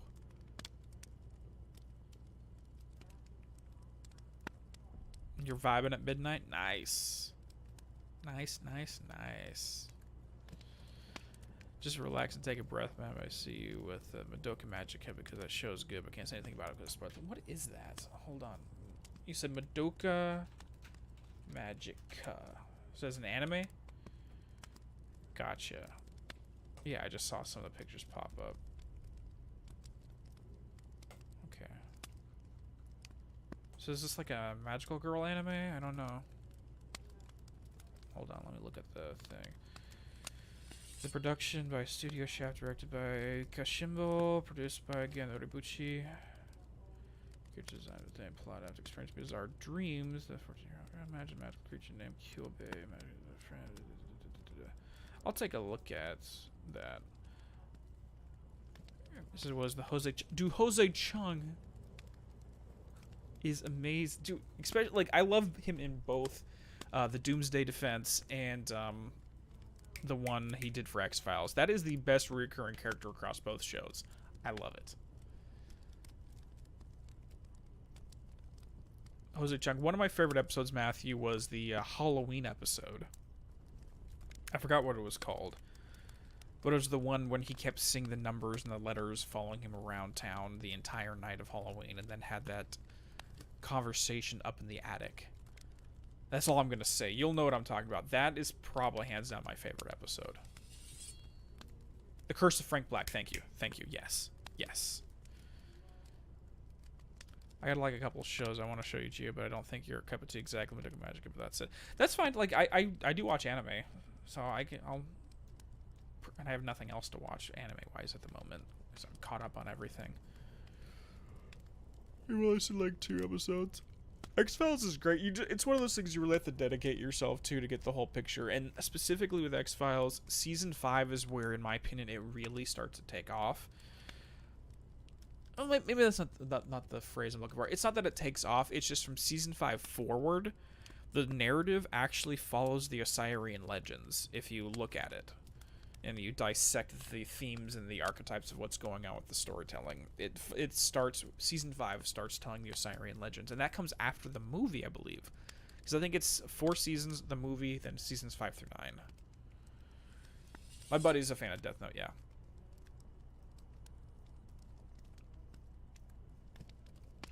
%.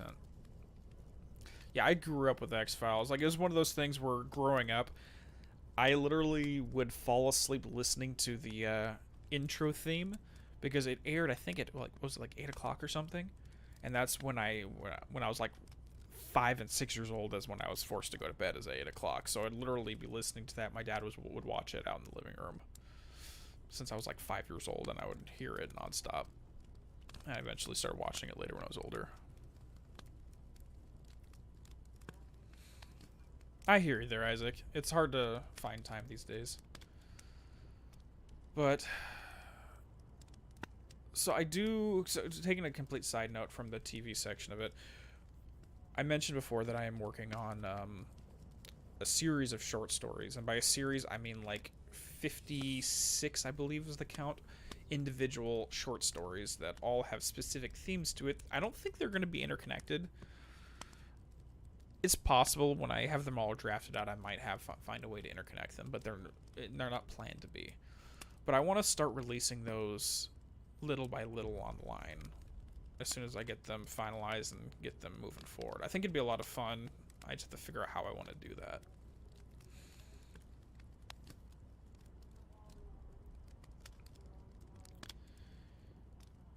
He had a nightmare about the X-Files guy who can make you do what he wants with his hypnotizing words, such as the creepy character. I'm trying to remember what episode that was. It's been a while since I watched it. First watch, for the first time I got into it, never found anything else. Yeah, we all tend to. Yes, Rodin. I fell asleep to that horrifying intro song, yes. That tells a lot about why I'm so messed up in the head, don't you think? Little Misfortune? What is that? Sorry, I have like 15 tabs pulled up with different suggestions right now. Little Misfortune.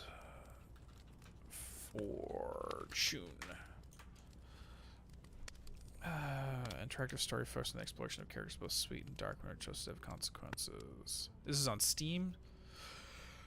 Never heard of it. Interesting art style, though. Cerulean blue is like a gentle breeze.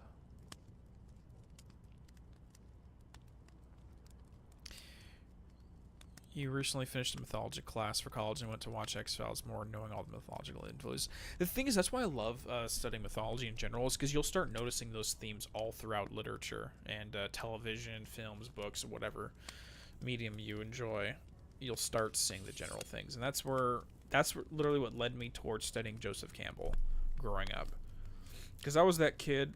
I literally have just very vivid memories of me as in 6th grade, 11-year-old me, piping up in class and telling my teacher that, nope, you're wrong when it comes to mythology.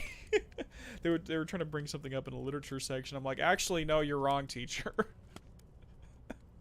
I was that kid in class, by the way. But once you study mythology and literature long enough, you'll start to see the Campbell's monomyth everywhere. It's kind of fun. Anyways, everybody, my throat's getting a little sore right now, so I think we're gonna end it off here. You recently read Joseph Campbell's stuff for class. It's great stuff. So Joseph Campbell and Carl Jung, if you study those two, yes, thank you, Carl Jung. Thank you, Isaac. You said it just as it. You literally mentioned it. His name just a day. Yeah, Carl Jung and Joseph Campbell. Those are the only two things you need.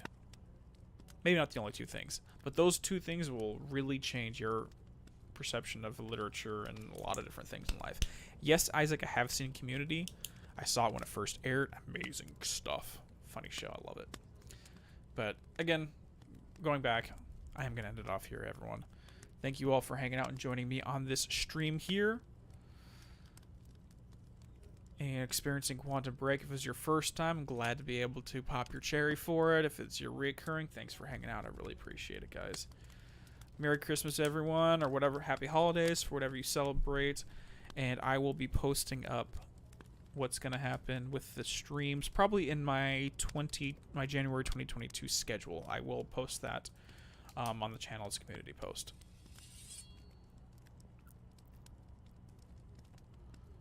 A 5-page essay on the hero archetype focusing on Heracles. Perfect.